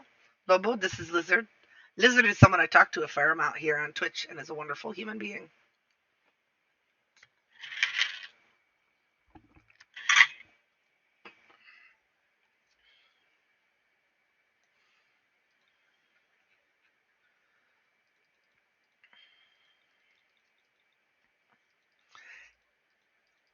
Yeah, Lizard has oh nice. Lizard has a lot of the same health conditions that Joy and I have.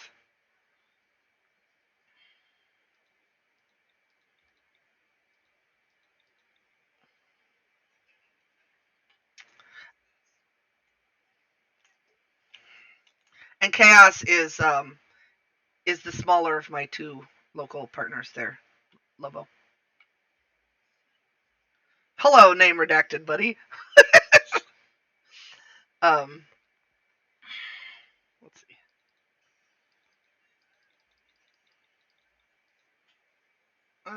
You can keep your stomach. I'm letting them each have one.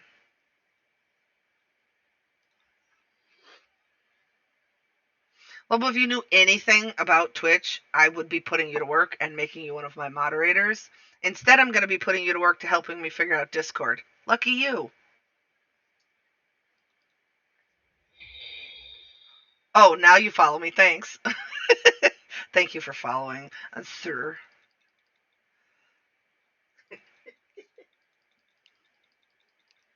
You can keep a coagulator. And they're all kind because I don't want you to be an undergrounder. I don't like undergrounders.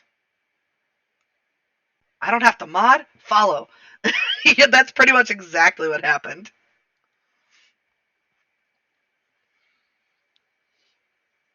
Um, you're gonna be Iron Willed. Jackalope. Okay.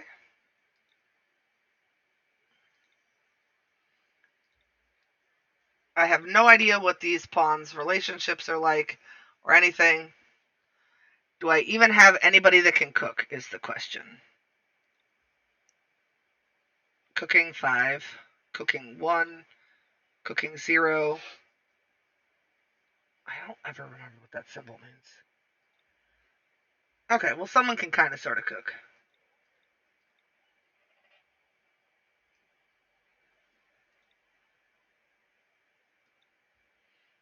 Is your dog handling things okay right now?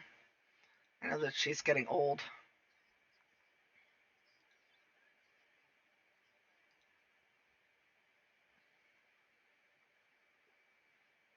Yeah, I just kind of felt like playing with a bunch of them. They're going to run around and do a lot of silly things. It does mean that the raids will be pretty big to start, and they won't have anything. So, like, it's 6 of one, half a dozen of another. But it means that I do have enough people to run around and do the things I want done. So, there we go. All right. Tanner Sari's dad.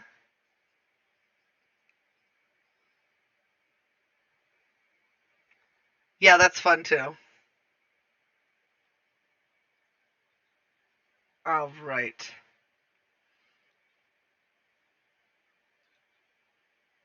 Okay, whatever. Start. This is as good as it's going to get. Here we go. I have no idea what gear. I just picked a random thing that I had previously decided before. So I have no idea what all we have. And there's Achtung.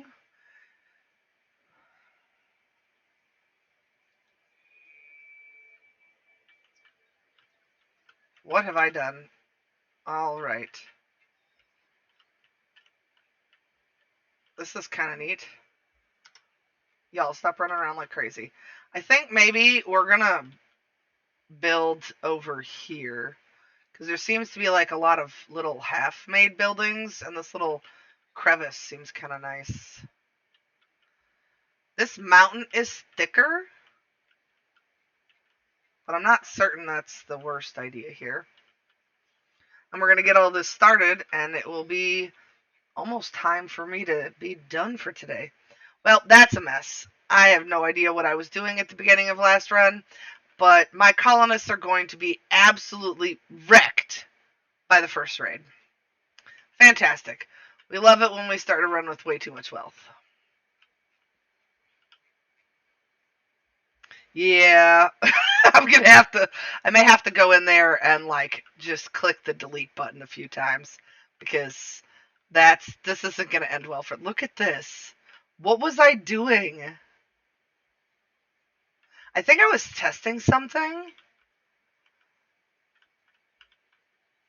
but I just picked like a random one I'd done before. This is a mess. Okay, well, that's just a thing that's happening. Fantastic. Okay, we're going to clean this.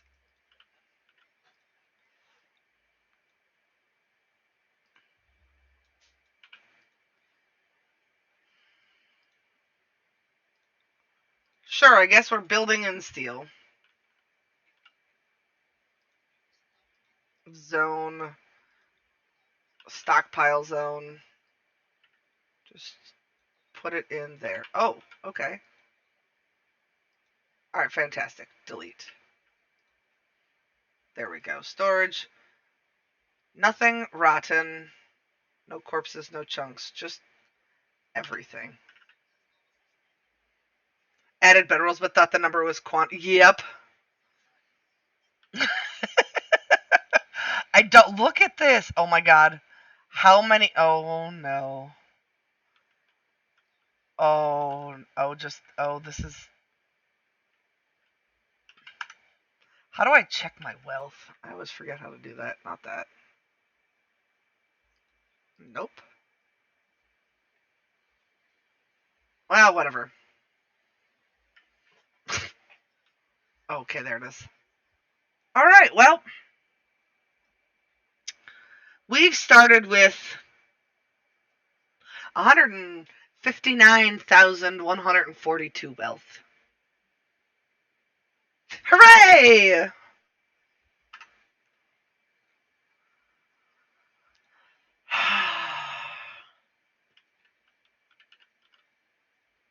Well, it'll be a challenge run of some sort then. And you'll get to see me struggle. This is just what we always wanted, right? Watch the streamer make choices.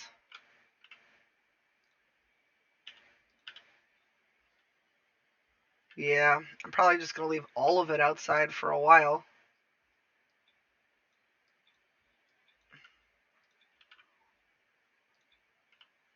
That looks like it creates an inside.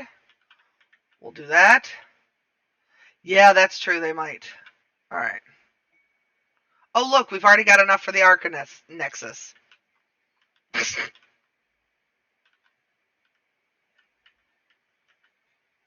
Fantastic.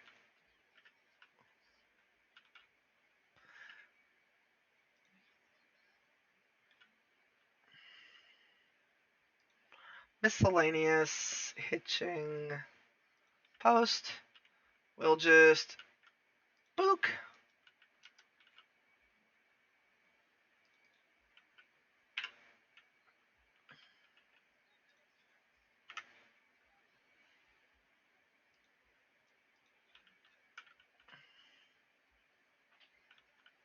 Well, we're going to have enough to make whatever the heck we want for quite a while.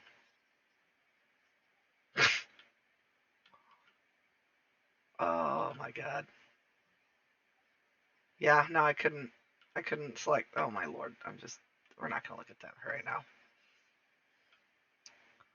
Why are you cleaning the dirt, Jackalope? All right, work schedule. Oh, that's not going to work. All right. Stop. There we go. There's our doctor. Everybody goes on bed rest 1. Yeah. It's just, why are they cleaning dirt, though? They're supposed to only clean rocks. I'm judging them. Absolutely judging them all. All right, everybody, you get to haul first. I'm haunted by my choices. I'm haunted by. I should have actually looked at the. I should have looked at the numbers. All right, here we go.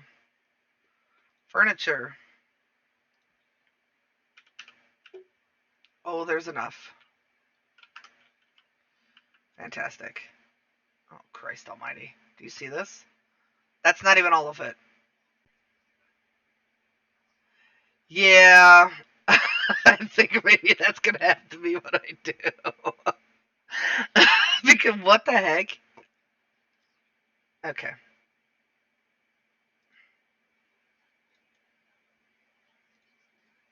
How do I rename? There we go. Let's call it.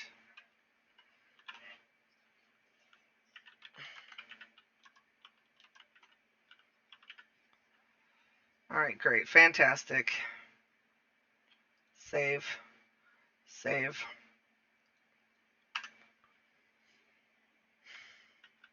Well, we'll just see what this is doing for the next, 10, 15 minutes.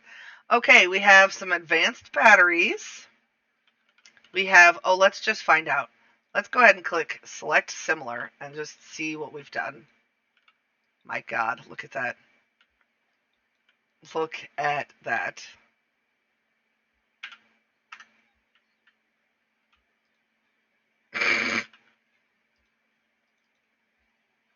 Uh-huh.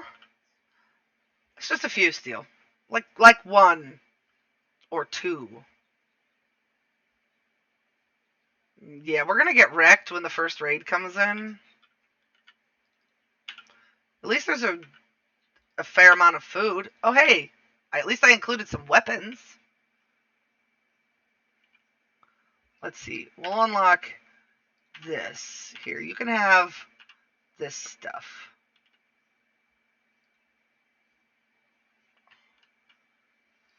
Yeah, these at least don't count towards my wealth because they're just ship chunks.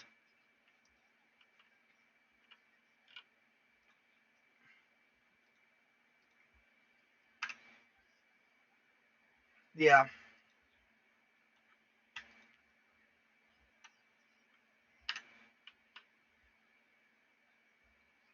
We have one bed.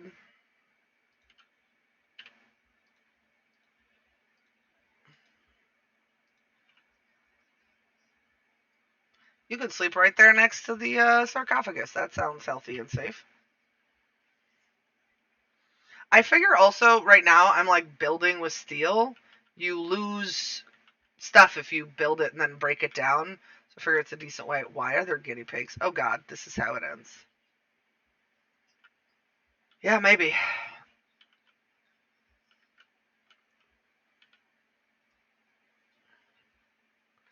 Hey, it's raining. This is good news for oh, that's good news. Maybe the rain will help fix it for us. Sorry. Focus. Yep, there's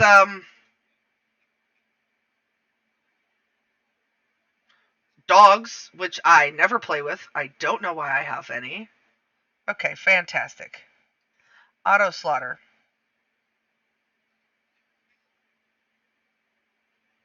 What are those?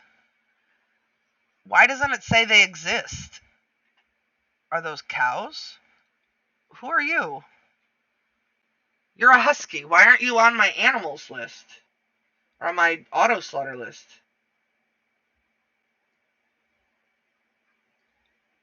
Oh, because they're all. Oh my God. They're all already bonded. No, it's all animals. You can do it for it's all of them. Like you can even like I know for a fact that thrombos aren't, and they're on the list here. They're all already bonded. That's okay. They're dying anyway. I'm not keeping huskies. They're impossible to feed. I'm also. Why do I have guinea pigs? Okay, well. Yeah, no, I tell it that any bonded animal and pregnant animals, all of these can just I don't care. If I have too many of them, I often have so many animals, it's out of control. Like there's guinea pigs and huskies. I hate huskies. They're terrible. Well, not IRL huskies. They're adorable, but like in-game huskies are a pain in my neck. Usually, what I wind up with is like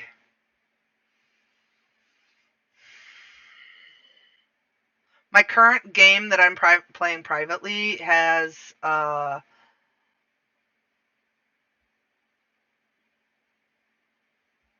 are they called? The really soft things, chinchillas. I have a chinchilla farm. I apparently have chinchillas also, by the way. I have. Yep, that's fantastic. Yep, I I've multiple times I've been like, okay, well all the boys are going over here now because you guys keep humping like crazy, and now I have 12,000 animals and I can't live like this. All of the animals practically are bonded. Fantastic, you absolute jackholes. Thank you. I appreciate that so much.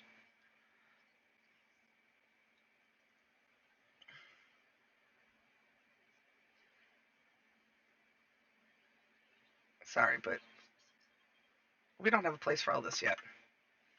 Look, you all are just going to have to be alive for a minute. Because I don't have a place to put your meat. Sari, where did you go? You're building the wall. Thank you. I can build this spot here out. Like, make it just... maybe just a little bit bigger. Like that. And put this door here. And then delete that door. And now I have a little prison. I have never actually paid attention to whether or not they spawned in bonded. I should have probably looked at that. You'd think with 3,000 hours I would have. But no, not me. I'm a silly goose.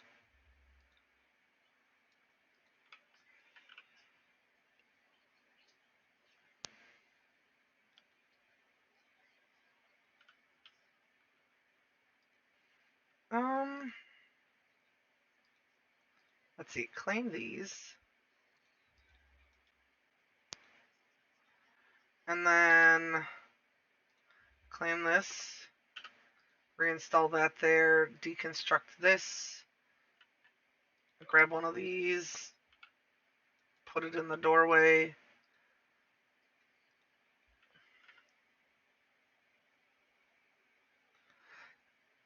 Sometimes starting a game is a lot of fun, and it's nice to be able to just do the parts you find fun. It's why I tell people I do not have a mod, I don't think, that makes steel not burn. This house is flammable as hell.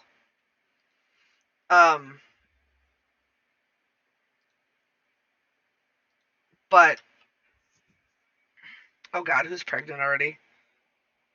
One of the Huskies. Fantastic. But I figure if I just use it now,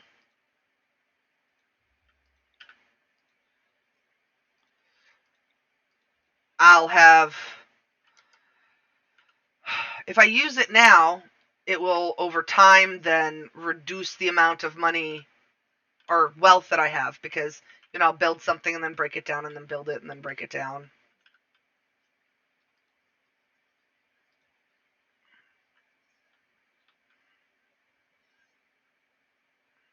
This is fine, right? It's just all melt. Alright, April. Are you any good at shooting? No, you're melee. Do I have any melee weapons? No, because why would I have melee weapons? Wooter, you're bad at everything. Wooter, go over here. You're bad at this. Sarah, you can shoot a little. Here, have a charge rifle. Tanner, you're also supposed to be a puncher. Go over here. Shooting, alright. Have a charge rifle. Yeah, I'll make sure I remind you. I see you around all the time, so it's not like we won't be like, oh yeah, that's right. So. Well, this game is going to be something else when I get going. Yeah, I don't have very many.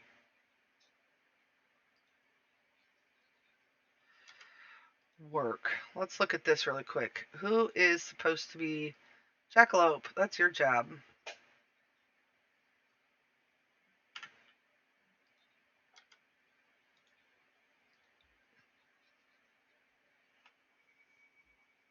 Alright, well, I need to take my nighttime meds, so we're gonna see if I can't figure out how to raid somebody. Save this as new arrival. We're gonna call this What Have I Done? What have I... Alright, sweet dreams, Lizard. Thanks for hanging out.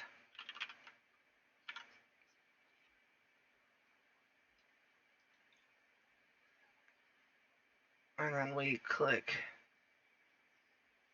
Quit TOS.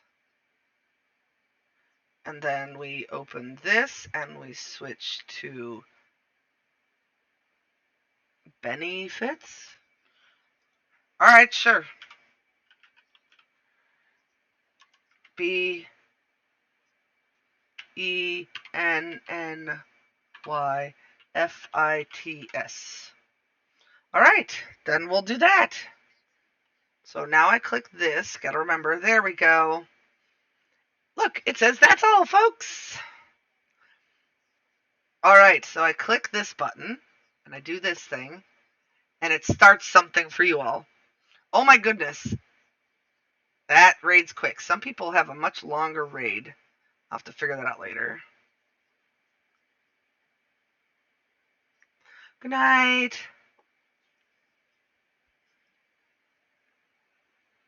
All right, and then we'll just go ahead and click raid now.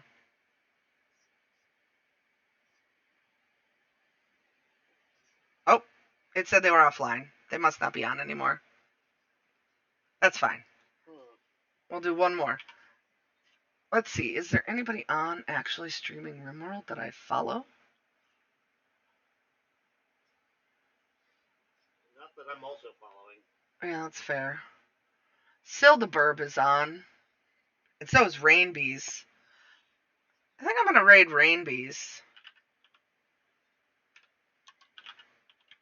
Yeah, must have done.